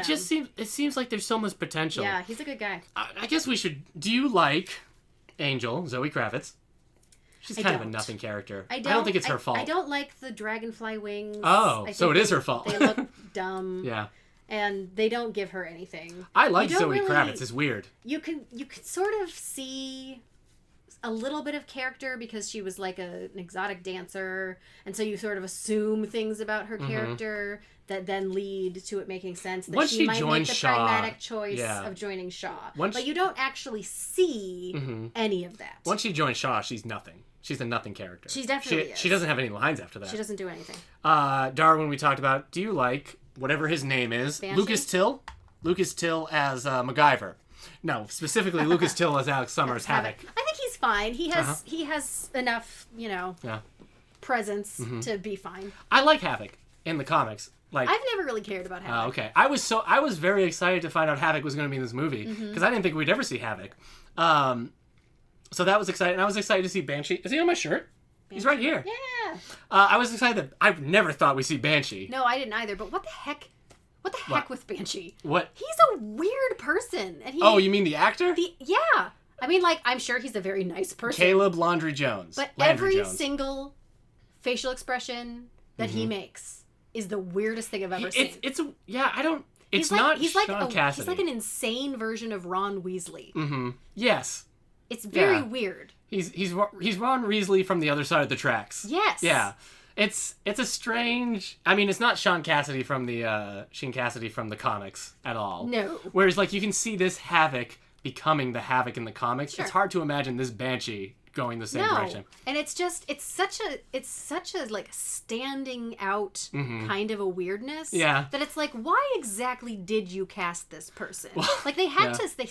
They saw what he was gonna do, and they were like, yes. Yeah. This is the direction we're going in. I kind of like he's funny when he needs to be funny. It's during why? It's during the dramatic action poses where it he's like always sweaty. Yeah, he does seem sweaty. So moist. Weird. He's always moist. It's just a weird casting choice. I don't mind him much in this one, but I see what you're talking. Apparently, when it comes to Moira, because they have a romantic relationship in the comics, whenever he had like a scene, the actor Jones would like just look at her slightly different than he would the other characters. Well, that's cute. I've never noticed that, so next time I watch it, I'll have to notice that. Yeah, touch. Yeah. It's not like a Xavier and Juggernaut kind of a situation. Yeah. We get to see the new mansion. It's a new mansion for this movie. The third version of this mansion, I guess, because I think it was a different one in the first movie. And then the same one in X-Men 2 and 3. So he's giving the group a new home. I also think I think this is the mansion Matthew Vaughn uses in any time he needs a mansion. I think it's the mansion that he uses in Kingsman. Anytime Matthew Vaughn seems to use a mansion, it seems to be this one. Okay. So this is like you in the Fox Forest. Yes. Oh, okay. Yes. Is there a Fox Forest in this movie? Yes, in Russia. They use the Fox Forest in Russia? I would have to imagine that's the Fox Forest. You're just guessing. Yeah. Is that the only forest scene? That is. But it's a forest. So it must be. Yeah. Fox Forest. So anyway, this is when we start having the training montage. Yeah. The training montage is cool. And let's give credit to where credit is due. Ang Lee originally did this fun sliding comic book panel stuff back with the Hulk. I like that. So, Hilary just said on air she likes Ang Lee's Hulk. That's not what I said. You said you like Ang Lee's Hulk. I said I like. I said Ang Lee's Hulk, and you're like, I like that. That's not what I meant. All right, well. Don't put words in my mouth. Okay. I liked the squares and stuff. Yeah. I thought that well, was cool. I'm just saying, Matthew Vaughn didn't come up with it. Not because of but Hulk. But it's fun to do that. And you can see like people's reactions to other things that you wouldn't see with that shot. It's fun. Yeah. I don't have to explain to you why that camera thing. Yeah, and it allows for interesting transitions because you're in the previous scene, but then you can already see the next scene. And it just gives like the normal montage an extra like kick. Yeah. So what I like about the montage more than just getting to see the kids working through their powers and stuff. I really like how James McAvoy shows us Xavier figuring out his role. Yeah. Like you can really see him being like, yeah, I can do this. I can teach them how to do stuff. Yeah. Why don't you do this? Hey, that was a good idea. I'm good at it. It's like you're watching him learn this about himself and sort of like try things and kind of like. But there's also like a lot of humor going on in this scene with like Banshee falling out of the window, which I think is hilarious because like just screaming, just like wah! Which is so that sound he makes is really just funny. So funny. It's really funny. And like the whole stuff with havoc, setting everything on fire and like wrecking the models and like being knocked over. Yeah. I mean, the Beast and Mystique things aren't really fun or funny. It's Mystique being taught to weightlift, but she has to do it while she's blue, otherwise she's not really weightlifting. Is the lesson. Well, I think the main role of that is to use your power. Or don't use your power. I think it's be you. I think it's I messed up. I've lost the message. I think that it is the point of it is to show her and Magneto. And like Magneto expressing an interest in her and her seeing what his philosophy is. Do you know what? Until like the bedroom scene, I had kind of forgotten that they were a couple in the other trilogy. Me too. But then I was like, oh right, that is a thing. But yeah, I like all the training scenes. And it's nice too in this montage because you have kind of the rapid fire stuff with training, and then you'll have slower moments, 2 or 3 kind of like more expansive moments with Xavier and Eric. Yeah. Oh, are you asking me? No. Okay. It's just Eric so confusing. Fletcher, Magneto. Which have a very, very different energy. Well, the montage ends and then it's the Magneto scene. In the big way. Aren't there a couple... The montage ends and it's him holding the gun up to Magneto's head. Yeah. You have Magneto... Whatever. You see like Magneto around, You really see a different energy with the two of them because they're peers. And they're both already adults. you see the chemistry that they have. Yeah. Which... Maybe that's the way the romantic triangle would have gone. I mean, maybe. So, who knows? They've got really incredible chemistry. Yeah. And you just buy right off the bat that these men just like connect. Yeah. They get it. Yeah. Magneto training scene specifically where he has to turn the satellite dish. The satellite dish. What is that being used for? Did he just like mess up something very important by turning that? Probably. I've always been impressed because I'm like, how do you cry on demand? But how do you cry a single tear on demand like that? That Magneto does. I like that moment of where Xavier brings back, like he said, I looked for the brightest moment in your memory. And Magneto says, I didn't know I had any of those left, which is a really nice moment. And how, like, he uses his power best when he's not full of rage. But it's, like, in between anger and serenity. Which is ultimately what you see from Ian McKellen. Yeah. Yes. But then you also kind of think, like, oh, so this is Xavier's fault that Magneto can lift a Golden Gate Bridge now. Sure is. But also the music that plays when he's turning the satellite dish, I'm pretty sure... is because of Inception. Like there's really? the music in Inception, specifically Time, or maybe there's another title for it. There's music from Inception that I imagine they just put that in as a temp tracks, and they're like, make it sound like that, and so Henry Jackman just did that. It's like the same everything from it. Okay, so the next day they're gonna have to go on their mission. Yes. Because JFK's archival footage says there will be war. The scene between Beast and Jay... Do you want to get your notebook? You can do that. This is the point where I stopped writing things. Because it was... You fell asleep. I couldn't pay attention and write at the same time. All right, well then you have to go off my notes. Okay. J-Law and Hank have a scene. Mystique and Hank have a scene because Hank is going to use her genomes to make a serum so they can look normal. Yeah. Based on her power. I get it. But... Mystique, because of the talk with Magneto, is like, shouldn't we, which goes back to X-Men 2, where she's like, why don't you just look normal all the time? She's like, we shouldn't have to. It's basically that conversation. So she's blue, and she's like, you're beautiful the way you are, and she says mutant and proud. And Beast is just like, it behooves me to tell you, your blue skin will never be deemed beautiful. Shut up, Hank. When she cuts back to her J-Law form, she's the stricken. The face she is just so it's stricken, but like you just get it's hurt, it's anger. Yeah. I'm just always like so impressed by that expression it's because really good. I mean that's definitely like she's not phoning it in that moment because Hank is just so excited because he's so wrapped up in his own thing that it doesn't even occur to him what he's saying. To her. But I don't know how much. He should have known what he... I mean, well, of course he should have. But of course he should have. He's dumb, yeah. But, like, just the hurt there is just... it's big. It's just like, oh, Hank. Especially when he uses the power then on himself and turns the bit. It's like, oh, buddy. I know. I hate that moment because you can just sort of... Well, you see how happy he is when the feet are normal. And then, like, just thinking about that, like, horror that he would have is just so upsetting. Yeah. Hey, and Rebecca St. James. Not Rebecca St. James. Rebecca St. James shows up. Not what she would do. Special cameo from Christian music star Rebecca St. James. I'm going to cut this out. 90s sweetheart. Rebecca Romaine. Rebecca Romaine. Not Stamos at this time anymore. So I thought I had a chance that was a nice when that little happened. cameo. Yeah, it's just so quick. Because he says that she looks too young. So she has an come older back, version come of back herself. when you're older or something. And it also makes me kind of miss Rebecca Romijn's Mystique because she was just so coolly steel. Yeah. But it's fine. Mystique is an X-Men, I guess. Go back to our Mystique episode to find out how we feel about that. We're going to assume they did not spend the night together, Magneto and... Yeah, that's ambiguous. Because he kisses her, but I still imagine that, like, I don't know. It just seems like that's not where the conversation went. And Magneto said that, like, maybe when you're older line. Yeah, but then he's still, enough of an adult. Yeah. I feel like it would be... But then he still kissed her. Weird. So it's also weird. I don't know. It's a weird back and forth. I've never known how to interpret that scene totally. But, like, when she goes back to her Mystique form, she asks for, like, her robe, so you think she's gonna, like, get up and go. But at that point, it's a weird argument from Magneto's standpoint to be like, just go be naked. Because she's blue. Yeah, well, that's one of those moments. There are several moments in this movie that are, like, trying to explain stuff that happens in the other movies. And some of them work surprisingly well. Right. This one does not. It's completely unnecessary, I feel like, because, like, we've just sort of accepted that it happens. She could have decided it because of being mutant and proud on her own. Yeah. But to have it, Magneto, like, you're blue, Joe be naked. I'm like, okay, well, Azazel's red. You're not telling him to walk around with his thing out, you know? Or just anybody. Why shouldn't Havoc walk around naked? Yeah. He's a mutant. Yep. He's got energy powers. It's just so specific. Arbitrary and weird. And you just... Drawing attention to it is the wrong choice. Yeah. Like, they've already done this weird thing. Yeah. So just, like, let it fly under the radar. Yeah. Don't be like, remember how she's naked? Isn't Yeah. that weird?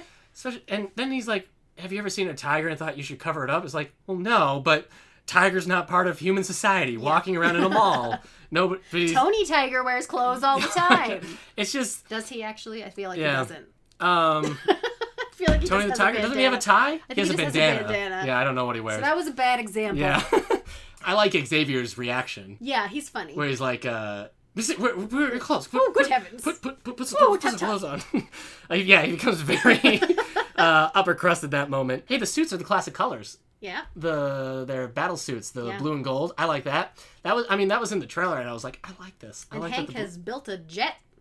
Well, he single-handedly. No, he said they had one when they see the model when they first meet Hank. He's like, oh, that's just you should see the real thing. Oh, so one exists. Yeah. Okay. I think they're taking it from the CIA that he has helped build. Okay. That he built. Because he says, they're like, can you fly? He's like, I built it. Mm-hmm. I love the X-Jet. I love seeing the X-Jet. Yeah, but it's nice. Specifically when the X-Jet shows up at the Cuban Missile Crisis, when it just flies in her own. And I'm like, I love you, X-Jet. Yeah. Last time I saw the X-Jet, it was getting blown up by Jean.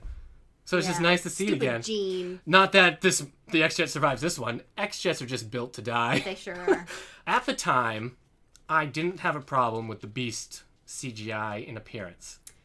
I'm going to have an opposite reaction because at the time I hated it, and this time I was like, it's all right. I feel like I'm less on it now, but I wonder if it's because I was watching it in Blu-ray. And like as our movies get more and more high definition, CGI is like the first thing to go in a lot of things. And the thing that I don't like about his costume is that everything he says is dubbed. Yes, and it sometimes doesn't seem like the mouth is moving right. Yeah, I don't think it is, and you can just see that he's in a studio somewhere saying these lines. Like they don't feel like they're a part of the scene. I like that they're modding his voice a bit because you would think. I don't like that because really? It doesn't sound like him. Yeah, I'm always like, who's that guy? What is happening? It's over time I think they go back to more of the just regular makeup for the other movies. But yeah, I think so. I don't know. I was always confused by that because it's the glasses also kind of dorky. I mean, it could just be like Kelsey Grammer just has a wider face in general, so it might be more suited to the Beast makeup. He looks more like he did when Grant Morrison's run kind of redefined him to look more like a lion mane a bit. I don't like that. Whereas the Beast we saw in Last Stand was more of like how we just like the blue with the weird just hair, Wolverine hair almost. Wolverine hair.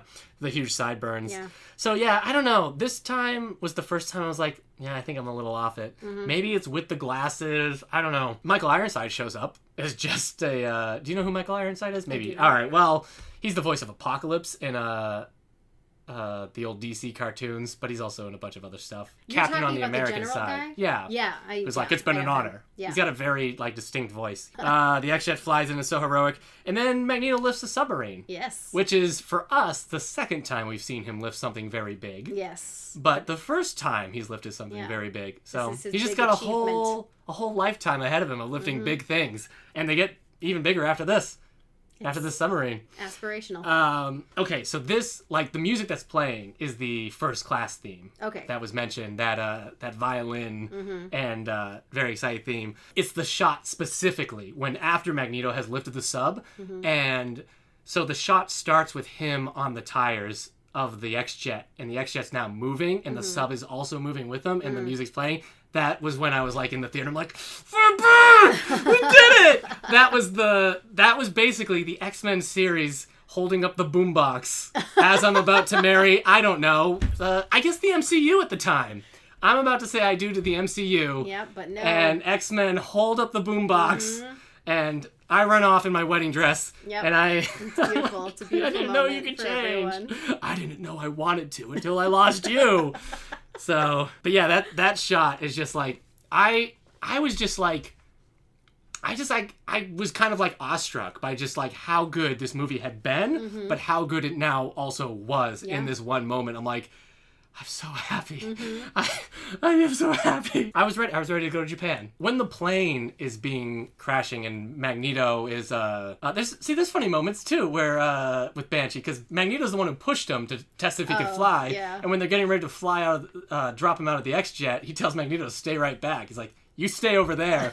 and Fassbender's reaction is like, all right, I will push you. So I like how Xavier gets the Russians to blow up their own boat. Yeah, because it's like, as like a the sign. only way to stop it. Yeah. And I also like the reaction is like, you just stopped nuclear war. And he's like, what? Yeah. And now you're under arrest. Yeah, I know. That's the thing, too. You're like, oh, yeah, sorry, buddy. When the plane is crashing, as I was watching, I'm like, oh, this is where Xavier's back is broken. Yeah, And I thought the same thing. Especially because he's, like, screaming. Yeah. As Magneto's holding him down, he's like, ah! I'm like, there it is. Yeah. It's not. But no. They're fine. But that was a moment where I thought it's another good moment with Magneto and Xavier, because it shows the different ways that they can help each other. Yeah. Because Magneto is the physical guy. He immediately protects Xavier, who's been helping him emotionally and psychologically and all the time. And it's Xavier he, like, covered, too. But maybe everybody else was still in their seatbelts. I was worried during this movie, especially when he's, like, falling because Azazel is dropping him. I was worried Havoc was going to die when I first saw this movie. Oh, yeah. Because I like Havoc. So I was like, oh, anybody could die. I hope Havoc doesn't die. And then I spent the next 2 movies worrying about that until it actually happened. Spoilers. Yeah. Shaw's plan now, that his missile crisis plan isn't working. Yeah. Said he's just going to absorb this sub's nuclear reactor and then blow up. I guess so. But also survive? Well, probably because he can make the bombs. energy in some way. I mean, he's basically Bishop at that point now. He's just nuts. He's just a crazy person at this point, I think. So Magneto's helmet was built for Shaw. By the but Nazis. by the Russians. So, all right, that's how Magneto got his helmet. Yeah, so why not? But then that doesn't explain when Wolverine's like, how does he know how to block Cerebro? Who does he help me build it? And also the Russians built a helmet for him. Russians built a helmet. For Shaw, actually. For Shaw. Listen, the man who tortured like a whole vendetta Magneto in the heart, he then had a helmet built by the Russians. And then you told us, Ashley, to go F ourselves. If you remember that. You might not remember this. You're having a memory issue. So, he goes in to stop Shaw, who just beats him up. But then he just takes the helmet off him. Xavier freezes him. And it's so vicious because he knows Xavier won't let Shaw go. Right. Because if he does, he's a bomb. Right. But he also knows Xavier's in there. But he's still going to drive that quarter. Yeah. All the way through Xavier that brain. Stays in his brain. Yeah. Well, and they have that cool shot where you're just watching the coin. It keeps panning to his head, You see and you know Xavier's feeling every moment. It's so... I imagine that he's... Maybe not by choice at a certain, but like it's just so painful he can't turn it off. Trapped. It's just, I also thought like, okay, that's how he's gonna lose his legs. If the pain was just so excruciating, he can't walk anymore. But yeah, that coin scene is It's gruesome. So brutal. He turns on that other especially that side of himself. They show it, the slow motion CGI coin I had going to look in away, there. Do you? I remembered it from the first you time. realize I was like, just this how is the part where I don't look. Smushy humans are. It's so I don't gross. need a reminder. And the fact that he's frozen and you just see no reaction. All you see is the coin go through his head. And there's just something so gruesome about the fact that you have no visceral reaction. Yeah. I like how at that point, once he finally has Shaw cornered, he becomes that more calculating, cold version of himself. He just becomes Magneto, He becomes the Magneto we know. And it just kind of also makes you realize, like, he's always been playing. I mean, he was truthful. He's like, when I see Shaw, I'm going to kill him. Yeah. And he never wavers from that. He's always there. I kind of like how he's like, you know, everything you did to me made me stronger. I know that. That's really good. Because it is kind of like, yeah, you made me into the weapon I am. Thanks. Right. But also, you're dead. Well, it's also super creepy because Kevin Bacon spends the whole time acting like a proud dad. Yeah. It's I know. so... Yeah. God. Yeah, he's always like my boy and everything. Yeah. Yeah. He's just beaming at him. They're going to shoot the beach. The Americans and the Russians are going to fire all their missiles at the beach to kill all the mutants. Yeah. Because they don't know Shaw's dead. Yeah. Or they do, but they think they're still like Shaw's followers. They're just going to take out all the mutants. They're just going to take them all out. This is their chance, is what they say. That moment when, Magneto tells Xavier that's what's going to happen. And then Xavier checks and finds out, yes, they are. Moira runs to the plane and gets on the radio. And that moment where she realizes that they're going to do that they've written her off. Yeah. I think that's a really good acting moment for her. Yeah. Because you can just see exactly what's happening. Yeah. She just sort of cracks. Yeah. Yeah. It's a brutal moment for her. And then, like, the missiles are fired. Yep. And it's a lot of missiles. Yeah. And he gets to do more heavy lifting because he's going to... Well, it's so cool because he waits until, like, the last minute. And then it's not, like, a really quick, like, striking motion. It's just sort of this, like, I bet I could stop that. And he just, like, lifts his arm up. Yeah. And then he just, like, slowly turns them around and everything. None of the other X-Men also help Xavier in that moment. Though I guess they get pushed aside. But I also feel like Havoc's powers are ranged. I guess he can't hit Magneto without hitting Xavier. Yeah, and I think Magneto has sort of established himself as in control of the situation. Yeah, they don't know which... I will kill you if you do something. Which parent do you side with right now in this fight? So then you have funny. a whole long sequence of them punching each other. The missiles going and then stopping and then going and then stopping. The scene where the Americans are like, it's an honor, and then the Russians are like, thank you for your service. I'm like, we're not so different. I know, we're all the same. Humanizing moment. Yeah, it's funny because in this fist fight, they are not equal. Like, Xavier is on the ground and getting punched so much. Well, it's another moment that you really see him just sacrificing himself. To save the humans, yeah. Yeah, because he sees, like, they're all going to die. Yeah. And he's just not going to take it. But it's just so funny because Magneto is like, I don't want to hurt you, but I will. And he does. And he does. When he says, I will, he means it. And he's the one wearing the helmet, but he's just laying into him. Yep. It's just funny because outside of the tackle, I don't think Xavier gets one good hit in. Yeah, he's just on the ground being punched, maybe he should have done some training.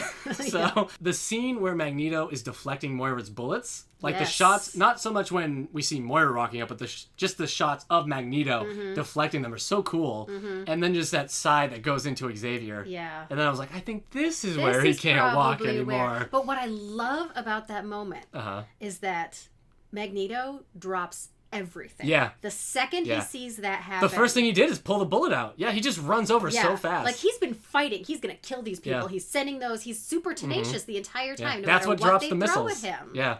But he doesn't hesitate for a second when Xavier gets hit. He just drops everything and runs over to him. You know that, like, once the missiles hit all the boats, he's going to stop punching Xavier and be like, can we be friends again now? Right, yeah. Can we please destroy all humans? Right. And that's such a good moment, too, when he's like cradling Xavier. And then Xavier... He says we want the same thing. And McAvoy's acting, again, really shines in this moment. We do not. Because he's just like, oh, my friend, I'm sorry. Yeah. And I guess back to Shaw, Magneto is like, I agree with everything you've said about humans and mutants. You're just going to die before it. You killed my mom, so... That's such an interesting thing, because it really implies that if he hadn't killed his mother, Yeah. he would be on the guy's side. Like Maybe, yeah. Like it's not.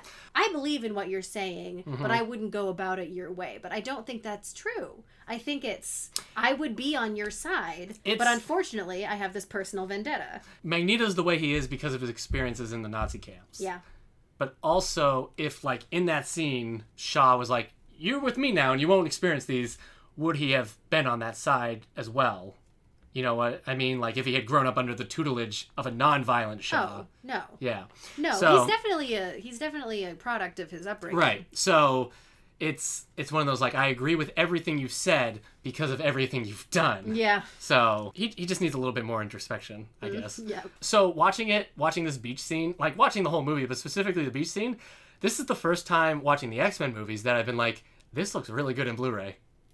Like, I've noticed, like, some improvements here and there, but this was, like, the first time, like, this is a nice looking movie. Well, it's shot so broad when they're on that island. A lot of widescreen. Yeah. Beach, and the little lighting is really nice. I could see that. Yeah, working. there's a lot more.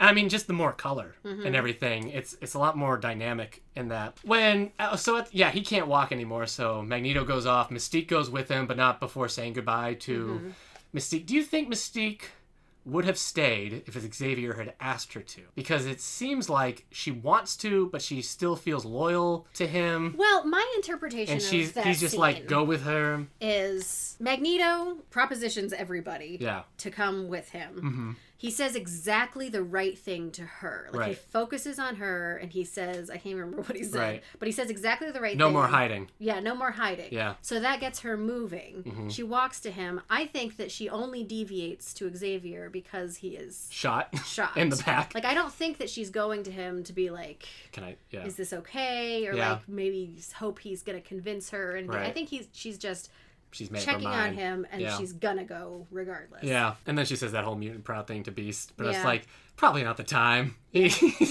At this point, it's like a being broken up with as well. Yeah, it's true. But to be fair, he's chosen the other guy. He's an idiot, so he deserves to be broken up with. He was such a jerk to her. Yeah. So everyone's a jerk to Mystique in this movie, except for Magneto. So. But he's also a little creepy. He's creepy, and like ultimately he ends up being too domineering. But like he's the only person who tells her that she's a good person as she is. Yeah, and beautiful. Doesn't need to change anything about her. And you're like a tiger. Listen, if somebody just walked in like, you remind me of a tiger. You know what you're like? Yeah, a tiger. Man, tigers are so cool. Let's do a tiger podcast. We'll call it Tiger Beat. Tiger Beat. Yeah.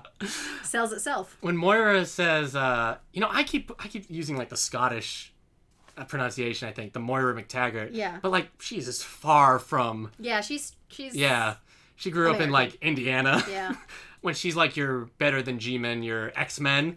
It made me think like the X-Men in these movies and in the comics are better than the Avengers, because in the comics, since like Brian Michael Bendis started taking over, and in the Avengers movies, they just basically work for S.H.I.E.L.D. a lot of the times. Yeah. The X-Men just don't. Yeah, they just do their like, the X-Men are just a superhero team on their own, but like, whenever I see, like, in the Avengers and in the MCU, I'm just so sick of S.H.I.E.L.D. Yeah. In the comics, in the video games, anytime S.H.I.E.L.D. shows up as, like, we've got a mission for you, I'm like, leave me alone. I just want to see superheroes in superhero teams do their thing without needing this, like, government authority.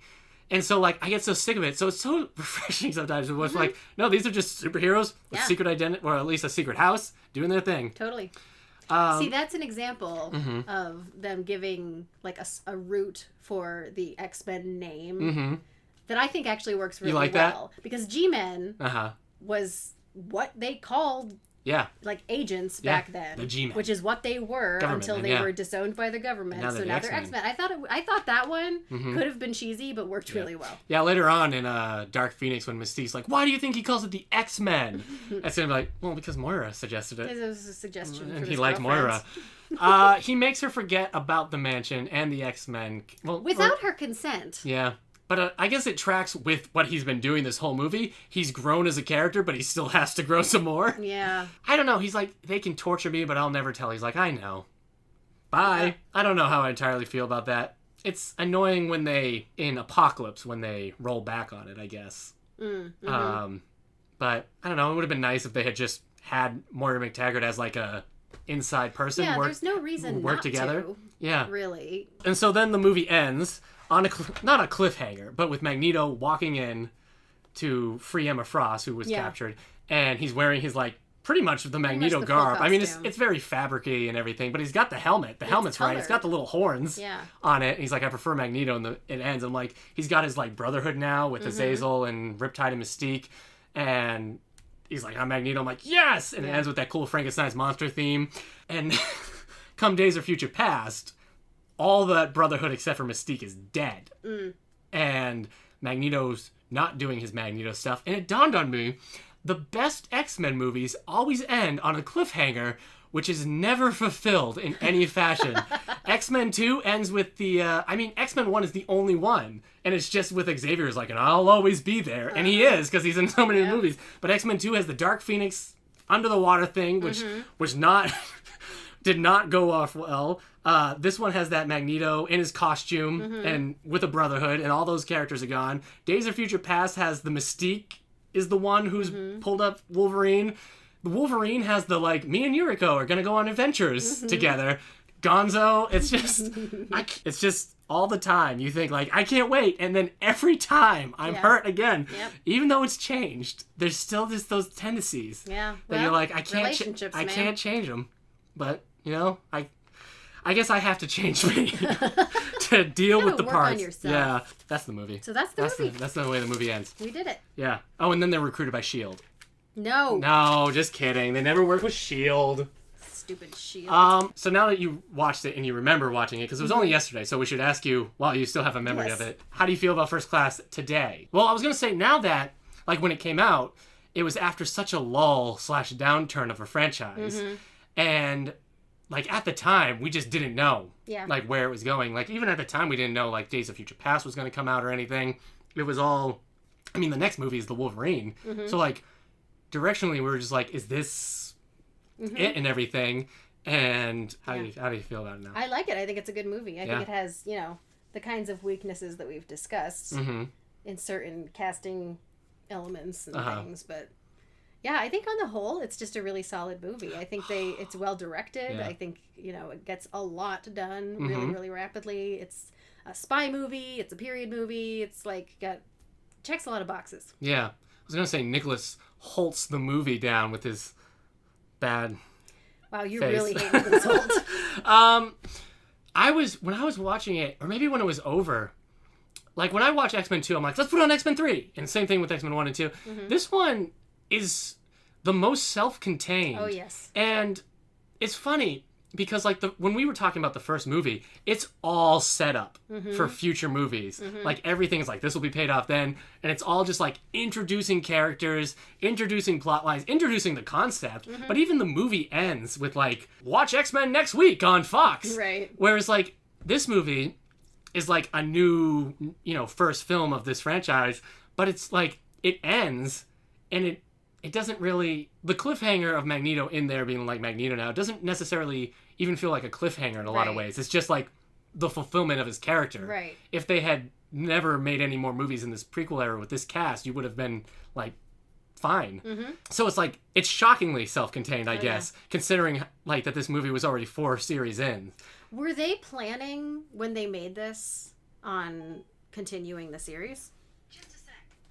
I've said series too many times, and now Siri thought I was talking to her. I think we'll definitely talk about it for the next one, but Matthew Vaughn had planned to do Days of Future Past, but his idea was to do it with another movie in between. So it would have been First Class, a second movie, Days of Future Past, bring the old cast back kind of setup. So that would have been good spacing. They had planned on, you know, I guess this cast, I think all of them had been signed on for at least 3 more movies. It wasn't like some of the actors in the first movie weren't necessarily signed on, I don't think, for like tons of trilogies. That sounds familiar. Yeah, I think they were planning on it. It was supposed to, you know, like reboot the franchise after Fox basically killed it. Sometimes it's shocking to think that the same studio that made all the bad choices that hurt the last 2 movies they made could make a movie like X-Men First Class. It's sometimes amazing to watch a good Fox film and be like, how do they make such stupid decisions Maybe it's so just often? an accident. And then they make Rise of the Planet of the Apes, you know? Which came out the same year as this. Oh, It was really? like Fox was on, like, Fox was like, we're sorry. Yep. Here's X-Men First Class. Here's Rise of the Planet of the Apes. Mm-hmm. It's just funny because, like I said, I've watched this movie so many times. And I think it's just because it's so good that it's like, yeah, let's just watch X-Men First Class. Yeah. It's just so colorful. It's so fun. It, like, at the beginning, it just moves so fast. You're just going from location to location. I think it's Rolling Stone who, when it came out, said that, like, the first 20 minutes of this movie are the most exciting that a comic book movie has been in, like, years. And it's interesting. You definitely feel, like, to put it in the context of, like, Thor and Captain America in the same year and, like, right before the Avengers and everything, you definitely feel like there's a certain, like, weird energy going on where people are like, let's try new wacky things with the superhero genre. And Green Lantern's like, let's try a traditional thing, but also maybe not great. And you kind of see why things turned out the way they did. It's just, like, for me, I'm always like, oh, X-Men 2 is my favorite. But, like, X-Men First Class at one point, I would have happily said was my favorite of the X-Men movies. And I feel like when some people say, like, it's the best one, you know, it's the best one, it's their favorite one. I can understand why. Yeah, when they say it's the best one, I don't really have any arguments against it. For me, like, X-Men 2, because it has, like, the core X-Men characters that we recognize, like Wolverine and Storm and whatnot, has it over this one where it's, like, Banshee and, like, as much as I like Banshee and Havoc, it's still, you know, Banshee and Havoc fighting Angel and Azazel. Right. So, I love this one. It's a good movie. So, yeah, next time we talk the movie series, it's The Wolverine, which is a sequel to The Last Stand. Yes. Which is not a prequel. Wait a minute. Yeah, timeline-wise, you would watch X-Men... At this point in this series, right now, if we're ending at First Class, you would watch X-Men First Class, X-Men Origins, 1, 2, and 3, and then you would watch The Wolverine. Timeline-wise. Yes. Okay. And then you would watch Days of Future Past, and imagine the future things are more contemporary. And that now we're seeing the flashbacks. Oh, my word. Yeah. Okay. But then after that, we go back to the past. Right. So anyways, yes, the Wolverine, it's such a weird choice to be like, we've done it, we've made a prequel and a new timeline for the X-Men, and we've rebooted it. The Wolverine's a sequel to The Last Stand, which was, at this point, 3 movies ago. Yeah, that is bizarre. But they knew that they had Hugh Jackman, and everyone will come to a Hugh Jackman movie. All right, join us for our next episode as we talk about... Oh, our next episode, we're not talking about... The next episode, we're back to the cartoon. Yeah, back to the 90s cartoon. Series. Hilary picks up in quite a fashion when we get to the 90s cartoon. Yes, I do. You're just so excited to talk about that. I really like the 90s cartoon. And it's a my Rogue brother-in-law just for Christmas bought me all the DVDs that I need so I can... Watch them out of order. Watch them. No, there's only a few. We'll be fine. The next one, I'm pretty sure is called The Cure. And then Apocalypse something. It's episodes 5 and 6. It's a Rogue episode and then an Apocalypse episode. Okay. So it'll be a good time. Mystique's there. Rogue's there. Yeah, it's a very, like, it will be her... I'm all about that. First Rogue-centered episode, really. Yeah. Archangel will be there. Everybody's favorite blue angel. I do prefer him when he's Archangel. Do you? I do. Rather than just happy? Yeah, I don't know why. You don't like him when he's happy and living his best life. I'm a dark person. All right, so that'll be fun. So, yeah, The Cure and Come the Apocalypse? I can't remember. I gotta stop trying to remember it. Again, you can find more about the show and others like it at our network's website, radiomeanwhile.com. Please follow us on Facebook and Twitter at Previously on X. Please rate, subscribe, and share the show on iTunes, Spotify, YouTube, wherever you get your podcasts. Thank you for listening. Oh, wait, I always say something, right? I gotta come up with the next one, First Class one. Say something about a groovy mutation. Thank you for listening to our groovy podcast. Yeah, that'll do. I don't have a good Austin Powers impression. Yeah, I like that you just didn't try. I didn't. I was like, this is how a very normal person would just say groovy. Just say groovy. Yeah, this is how your dad says groovy. Yeah. All right. This went on too long. Goodbye. Bye.